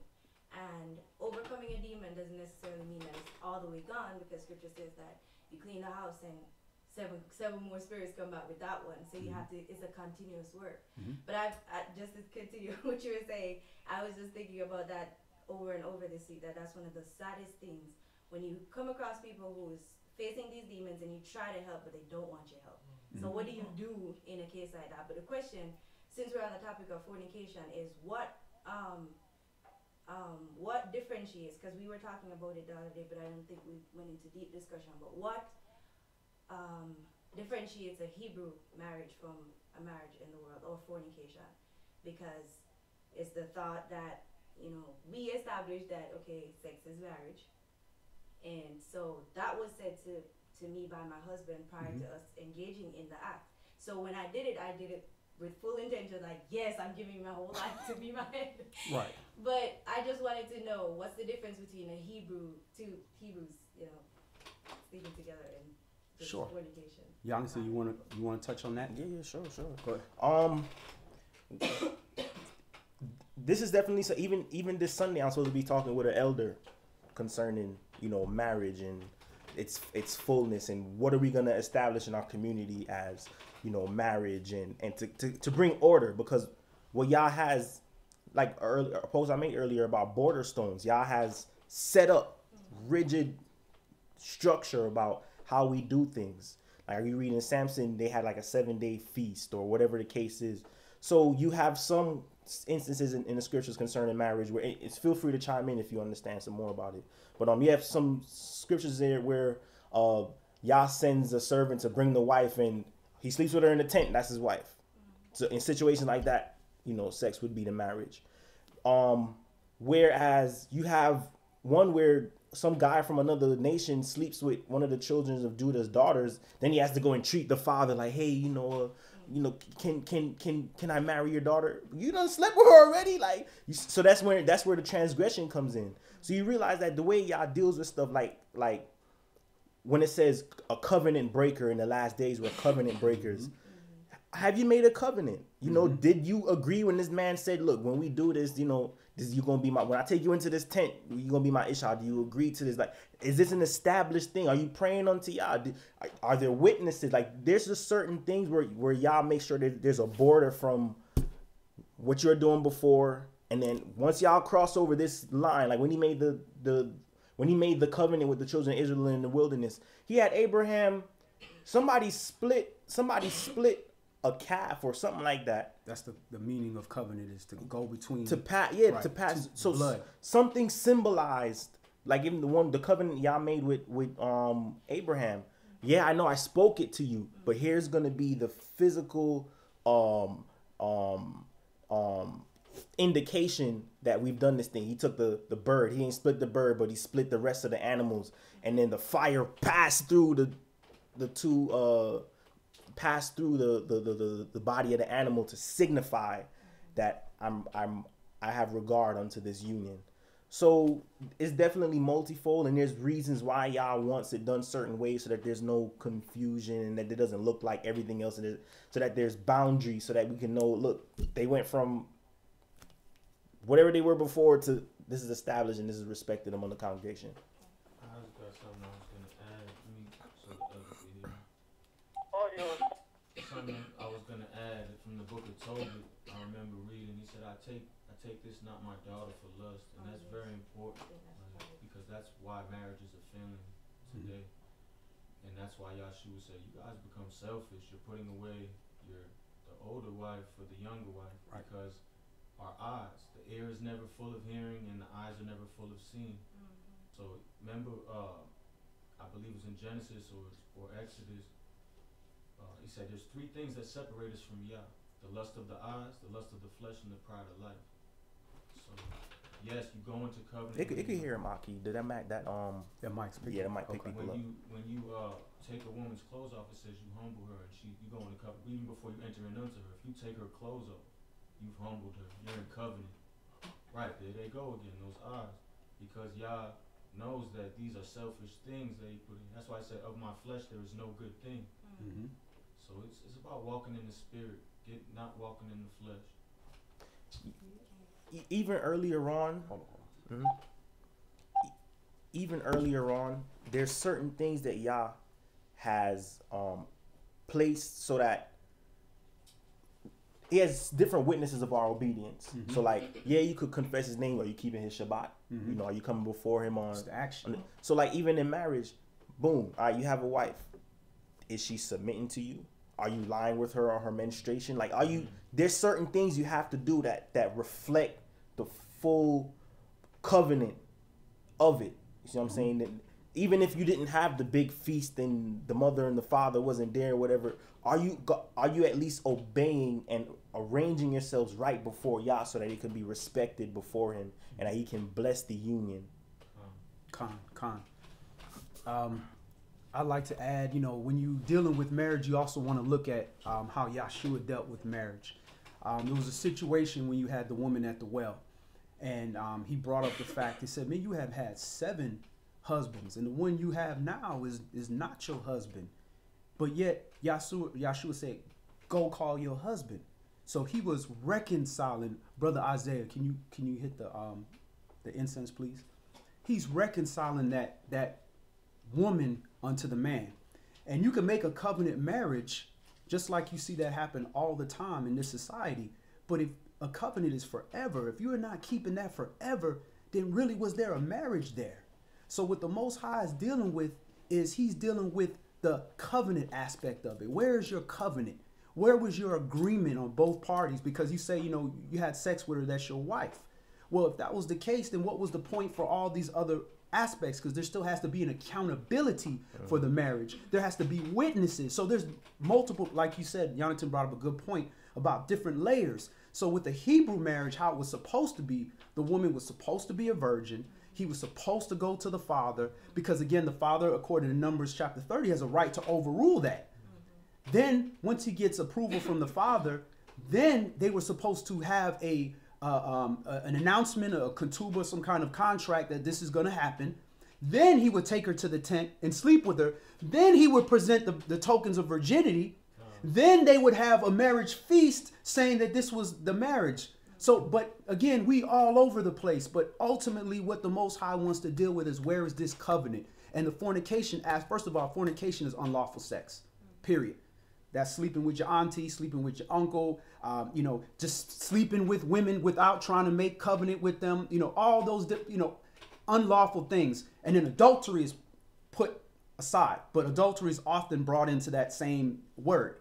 So ultimately, the Most High is dealing, where's your covenant? Are you just going to take my daughter? Because I got 4 daughters. Are you just going to take my daughter and lust her and cast her to the side? That's a problem. And that's where that fornication comes in. So we might be, exactly, accountability.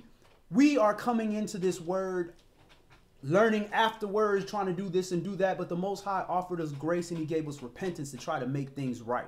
So things weren't, you know, very rarely is, you know, other than a few people, the wife wasn't a virgin. It wasn't supposed to be that way. But at the end of the day, these are things that, okay, we got to try to correct these things. Can she become a spiritual virgin and be immersed at least, and something be changed to wipe away those old things? And can the husband bear that iniquity by being a covering? So that's what the Most High deals with ultimately with marriage. Where is your covenant? And when you make that, even when you are making, the Most High consider sleeping with a betrothed woman adultery, but they are not married.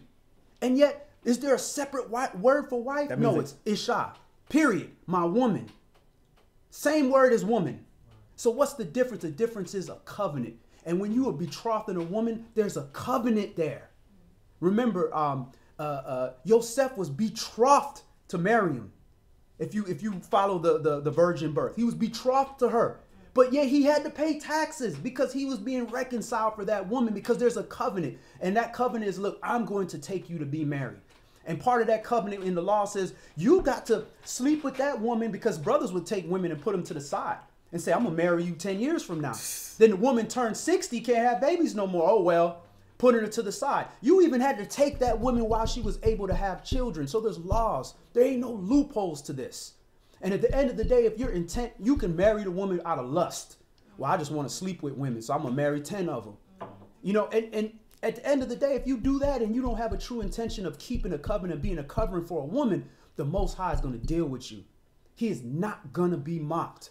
So you can try to find all the loopholes you want in this book, but you're not going to fool. You can fool man. You can take this woman and say, I'm going to marry her and we're going to have 10 marriages. We're going to have this big old wedding, get fringes all the way down the street hanging. But at the end of the day, if you're not keeping that covenant with that woman, means that you are being a covering for that woman. You are being responsible for that woman. You are bearing her iniquity. You are teaching that woman. The Most High not going to accept it. I don't care what piece of paper you write on and give to anybody else. Because you see, that piece of paper ain't worth crap. It ain't worth nothing. It's about your intentions. We were born in the covenant, but how many people keeping it? But we in the covenant? So that's what he's looking at. So that was a very good question, sis. Anybody? Yeah, something you mentioned too about even in betrothal. Betrothal is just a promise. And Yah has respect to it. You can be put to death for lying with a betrothed woman. It's Yah adultery. had respect unto just the word and the promise of it. That's why he said, in the last days, they're going to be covenant breakers. And Yah's pissed off about that. Same way with moving border stones. Y'all going to be, nah, this ain't Israel no more. Only over here is Israel. Like, Yah is infuriated. So those are the type of things where we have to bring things back into order. Did you say, that's why it rules out this whole boyfriend-girlfriend thing that we love to do in America. Like, are you betrothed to this woman or not? What is this? What is that? So, you just want to go, y'all want to hang out? All right, yeah, hang out. Are you going to take her as a wife? All right, boom, make that promise. Did you not say that this was your man or your husband? Did you not make that betrothal to make that promise?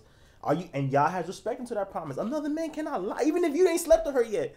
That woman was betrothed unto this person. Her father knows it. Why? What are you doing lying with them? They could be put to death for that, right, just because there was a word bond there. And now, I'm sorry. And now we got all these movies, right? That's playing out what you just said. Somebody's betrothed to this woman's betrothed to this man, but she's with the love of her youth, right? Sneaking away To this, romantic guy. They seem cool, right? Right. Because they want us to get into this European mindset, to where we're just not acknowledging what Yah said. So, Khan. I want to address one of the brother's questions online. The brother asks, okay, so I understand this correctly. You engaged to the woman and you can have sex with her. That's cool until you seal that marriage. Is that right? Well, I want to tell you, just because you are betrothed, there's a proper way of doing things. Again, we want to hit the mark. Just because you didn't transgress the law doesn't mean that you hit the mark. The Most High set up certain things. For example, your woman's supposed to be a virgin before she gets married. But does that mean that the woman can't get married now because she wasn't a virgin? No, that doesn't mean that. So you shouldn't aim to purposely not hit the mark. Things happen in your previous life, or you fall. Righteous man falls 7 times. You don't lay in that. You get up and you wipe yourself off. But you should never try to enter into a situation purposely trying to miss the mark. So that's how you deal with that situation. But you are not technically married until there's a covenant, until there's an agreement between, because again, you were supposed to go to the Father. There has to be an agreement, and even the law says that's when the woman is in the house, in the household of her father. You had to go to that father and deal with that thing.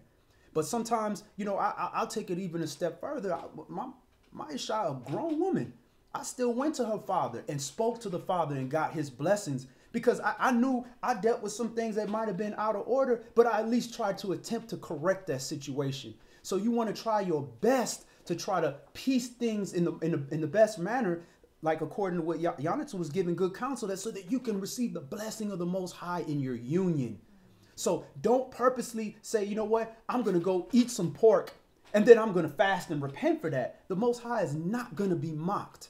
So again, it's very difficult. We're in a very lust-filled society. We have all these lust demons in us that we're trying to overcome, that we got rid of one, and like Sister Chanel came, 7 more came. And that's understandable. The Most High is merciful. He never went out and murdered somebody for sleeping with some women. Very rarely you've seen that. But when you broke that covenant, when you slept with that woman because you were supposed to raise up seed and you didn't, and then you didn't put seed in her, you killed that man. That's how the Most High deals with these covenants. He's serious about that. This is why adultery comes with a death penalty. Because he's so serious to the point where he's using the same analogy saying, Israel, I am married unto you. I am married unto you.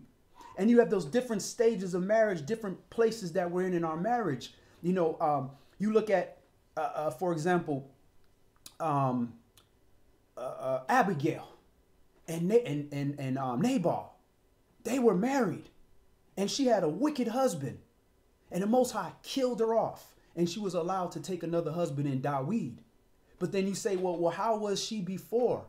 How was she before? At some point, maybe Nabal was a righteous man. But then she fell off. But that covenant is there. The Most High don't want that unequally yoked thing.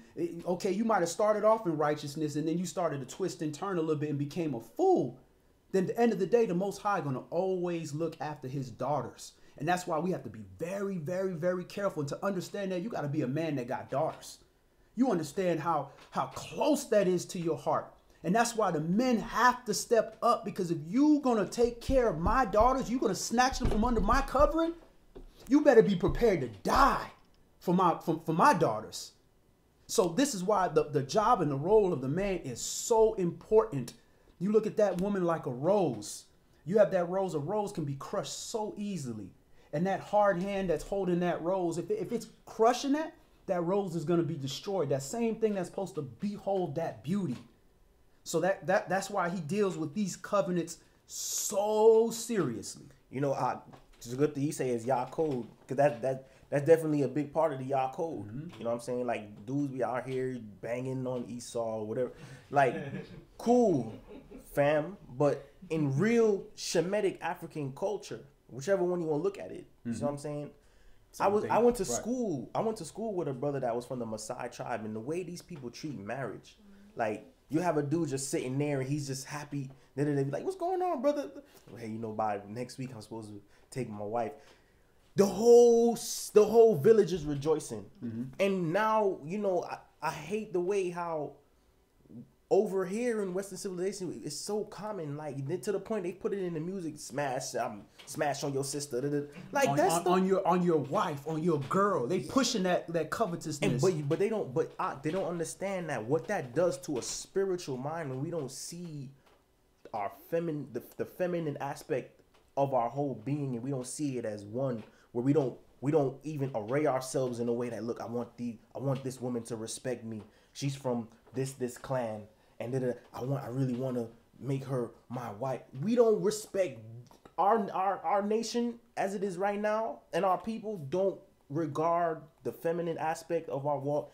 We out of sync, and I'm hoping that as we continue to rebuild, part of the doctrine continues to be righteous marriage and righteous union between man and woman, because it's not going to happen. We're not going to ever see restitution if we don't get right with the wombs of our society, right, that we came out from.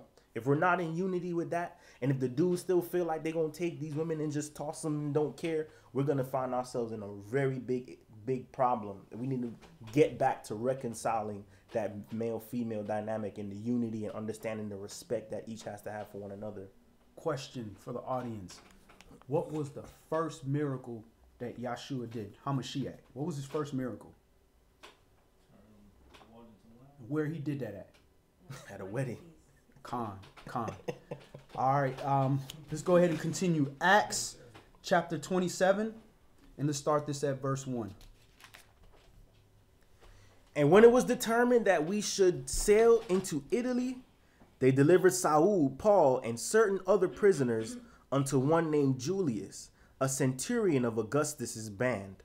And entering into a ship of Adramyttum, we launched, meaning to sail by the coast of Asia, one Aristarchus, a Macedonian of Thessalonica, being with us.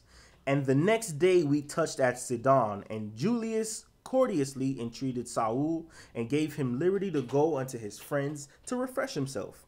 And when we launched from there, we sailed under Cyprus, because the winds were contrary. And when we sailed over the sea of Sicilia and Pamphylia, we came to Myra, a city of Lycia. And there the centurion found a ship of Alexandria sailing into Italy, and he put us therein. And when we had sailed slowly many days, and scarce were come over against Cnidus, the wind not suffering us, we sailed under Crete over against Salmon. And hardly passing it, came unto a place which is called the Fair Heavens, near whereunto was the city of Lycia. Now when much time was spent, and when sailing was now dangerous, because the fast was now already past, Paul admonished them, and said unto them, Sirs, I perceive that this voyage will be with hurt and much damage, not only of the lading and ship, but also of our lives. So why was Saul on this ship? Anybody remember? Was he just taking a trip? Was he about to go preach? Why was he on this ship? They arrested him, right? They were taking him to answer for the charges. Khan. To Caesar, maybe? Yep. He was in jail. Why they taking his brother on this ship? Go ahead. Verse 11. Nevertheless, the centurion believed the master and the owner of the ship more than those things which were spoken by Saul. And because the heaven was not commodious to winter in, the more part advised to depart there also, if by any means they might attain to Phoenice, and there to winter, which is a haven of Crete, and lies toward the southwest and northwest. And when the south wind blew softly, opposing that they had obtained their purpose, loosing there, they sailed close by Crete. But not long after, there arose against it a tempestuous wind called Euroclydon. And when the ship was caught and could not bear up into the wind, we let her drive. And running under a certain island, which is called Claudia, we had much work to come by the boat. Which when they had taken up, they used helps undergirding the ship, and fearing lest they should fall into the quicksands, strike sail, and so were driven. And we, being exceedingly tossed with a tempest, the next day they lightened the ship. And the third day we cast out with our own hands the tackling of the ship. And when neither sun nor stars in many days appeared, and no small tempest lay on us, all hope that we should be saved was then taken away. They couldn't see the constellation no more. But after long abstinence, Saul stood forth in the midst of them and said, Sirs, you should have hearkened unto me, and not have loosed from Crete, and to have gained this harm and loss. And now I exhort you to be of good cheer, for there shall be no loss of any man's life among you, but of the ship. For there stood by me this night the angel of Elohim, whose I am, and whom I serve, saying, Fear not, Saul, you must be brought before Caesar, and lo, Elohim has given you all them that sail with you. Wherefore, sirs, be of good cheer, for I believe Elohim that it shall be even as it was told me. Howbeit we must be cast upon a certain island. But when the 14th night was come, as we were driven up and down in Adria, about midnight, the shipmen deemed that they drew near to some country, and sounded, and found it 20 fathoms. And when they had gone a little further, they sounded again, and found it 15 fathoms. And fearing lest we should have fallen upon rocks, they cast 4 anchors out of the stern, and wished for the day.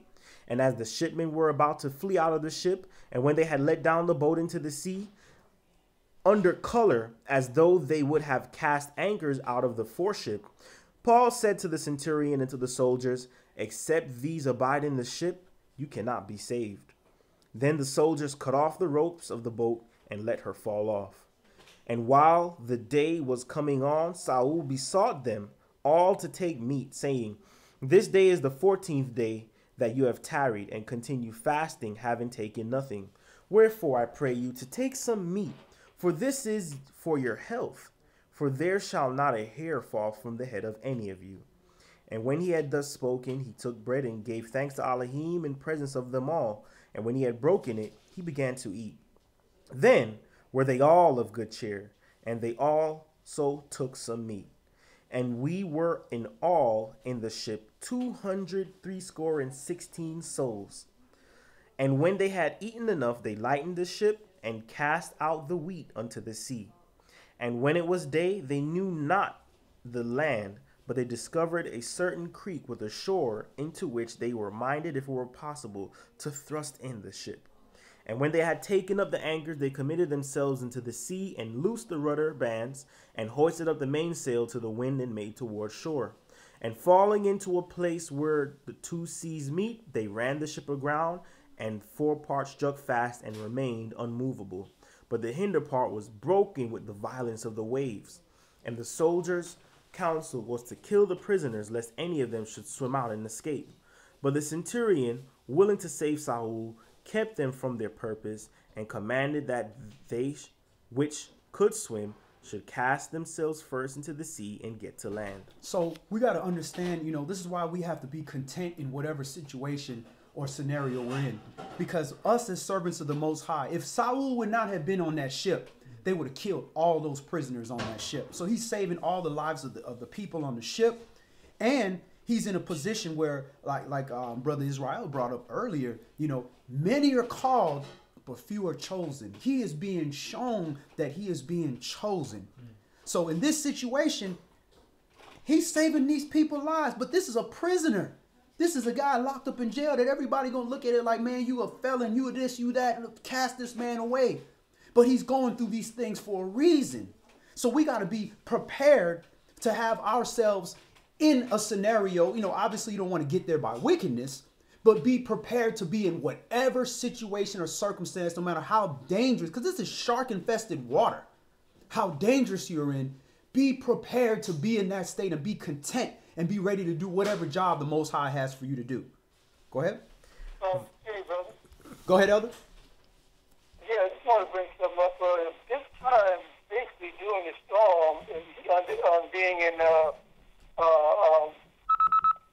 they said prison ship or so forth, this is also during the fast. They see atonement and tabernacle. Is where I'm getting from this atonement time, fasting in verse 9, and then dealing with, because they was hungry and so forth, and fasting and so forth, and deal with the situation at hand for the storm and so forth later on.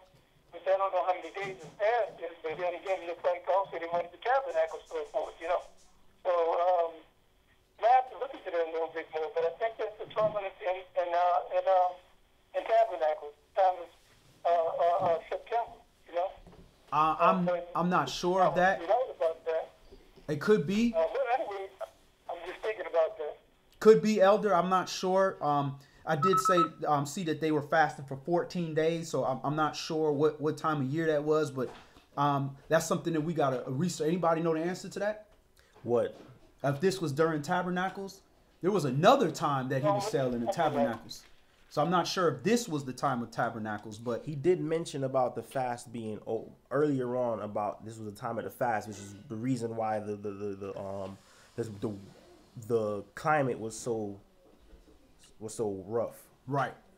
So it could be. I'm not sure, but when you add up those days, it could have been from the 10th day, and then 14 days on would kind of be close to tabernacle. So I'm not sure, Elder, but definitely something that we can look into.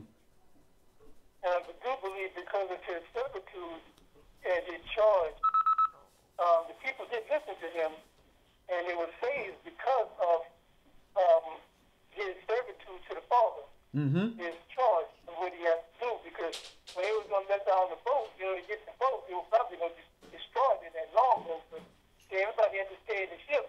Right. When they obeyed him, people were saved. And I'm like, all of them were saved because of his obedience to the Father. Right. And then his charge of where he had to be. So he needed on them also to help him get the ship under control later on to get him where he has to be, do his job. There's a lot to do. There's a lot of information in it. Right. Verse 9, it says, now when much time was spent and when sailing was now dangerous, because the fast was now already past, Saul admonished them. So the fast could be atonement, and then 14 days from that time would be around the 25th or so, around there. So that's very well possible. when the 14th night was come. That's we could look So into that's something to definitely look into. 12, 13, 14. Go ahead, And Tabernacle is what, the 15th to the 22nd, right? I think it's the 15th through the 20. What is it? 16, 17, I think it's the 25th or something like that. Okay. Yeah. All right, we're moving on. Go ahead. Are we moving on? Yeah, go ahead and continue. We're gonna finish that up. Verse 44, and the rest, some on boards and some on broken pieces of the ship, and so it was come to pass that they escaped all safe to land. All right, go to verse 6 in chapter 28. Go through verse 6. And when they were escaped, then they knew the island was called Melita. And the barbarous people showed us no little kindness, for they kindled a fire and received us every one because of the present rain and because of the cold. And when Saul had gathered a bundle of sticks and laid them on the fire, there came a viper out of the heat and fastened on his hand. And when the barbarians saw the venomous beast hang on his hand, they said among themselves, no doubt this man is a murderer, whom, though he had escaped the sea, yet vengeance suffers not to live. So that's what we think. Virtually, we always think that when something happens to somebody and somebody gets afflicted, oh, it's a wicked man. But again, many are called, few are chosen. The Most High going to show who he is approving. Go ahead. And he shook off the beast into the fire and felt no harm. Howbeit, they looked when he should have swollen or fallen down dead suddenly. But after they had looked a great while and saw no harm come to him, they changed their minds and said that he was a god. All right. So, at the end of the day, we are put in certain situations. You have to have faith in the Most High. You have to understand that you are here for a reason. Nothing happens by mistake. If he knows every hair in your head before you're even born, also showing that there's life in the womb, he's still reconciling you. Then we have to be prepared to be step up and do the right thing and be the men of Yashra'al regardless of the situation, because at the end of the day, the Most High is in control of everything. It's not about you and what your power is. It's about the power and the glory of the Most High. So we're going to pick up the rest of this class on Bible study. Before we close, any last questions or comments before we end in prayer? All right, let's go ahead and end in prayer. All brothers remove their head coverings, and all sisters pray with their heads covered. And we're going to face the east towards Jerusalem, where our temple was, and where our temple in Yahshua HaMashiach shall return. Abba Father, Yahweh, Elohim, the Allah of Abraham, Yashak, and Yaakov. Covenant Father, Elohim of Yashra'al, we thank you, Yah, once again for your mercy and giving us protection throughout the 6 days and bringing us into your day of rest, Yahweh, and allow us to have the opportunity to assemble and giving us the desire to seek your scriptures, Yahweh, to find all those things that are hidden from the wicked ones. But you show those things to your servants, Yahweh, not for knowledge's sake, but so that we can light up the path of ourselves and others that are also looking to return unto you, Yah. We ask you humbly that you please forgive us for the errors and transgressions that we've done, not for a vain sake, but Yahweh, to show us the error in our ways, Yahweh, so we can make those changes that causes us not to give you glory, Yahweh. We thank you for all the mercy you've given us. We thank you for that spirit of understanding, and we ask that you allow us to take that with us beyond the Shabbat and into our daily walk. Yah, these things we humbly come before you, and we thank and pray through your holy, humble, anointed Son, Yahshua HaMashiach. In his name, through him, we pray. Amen. Amen.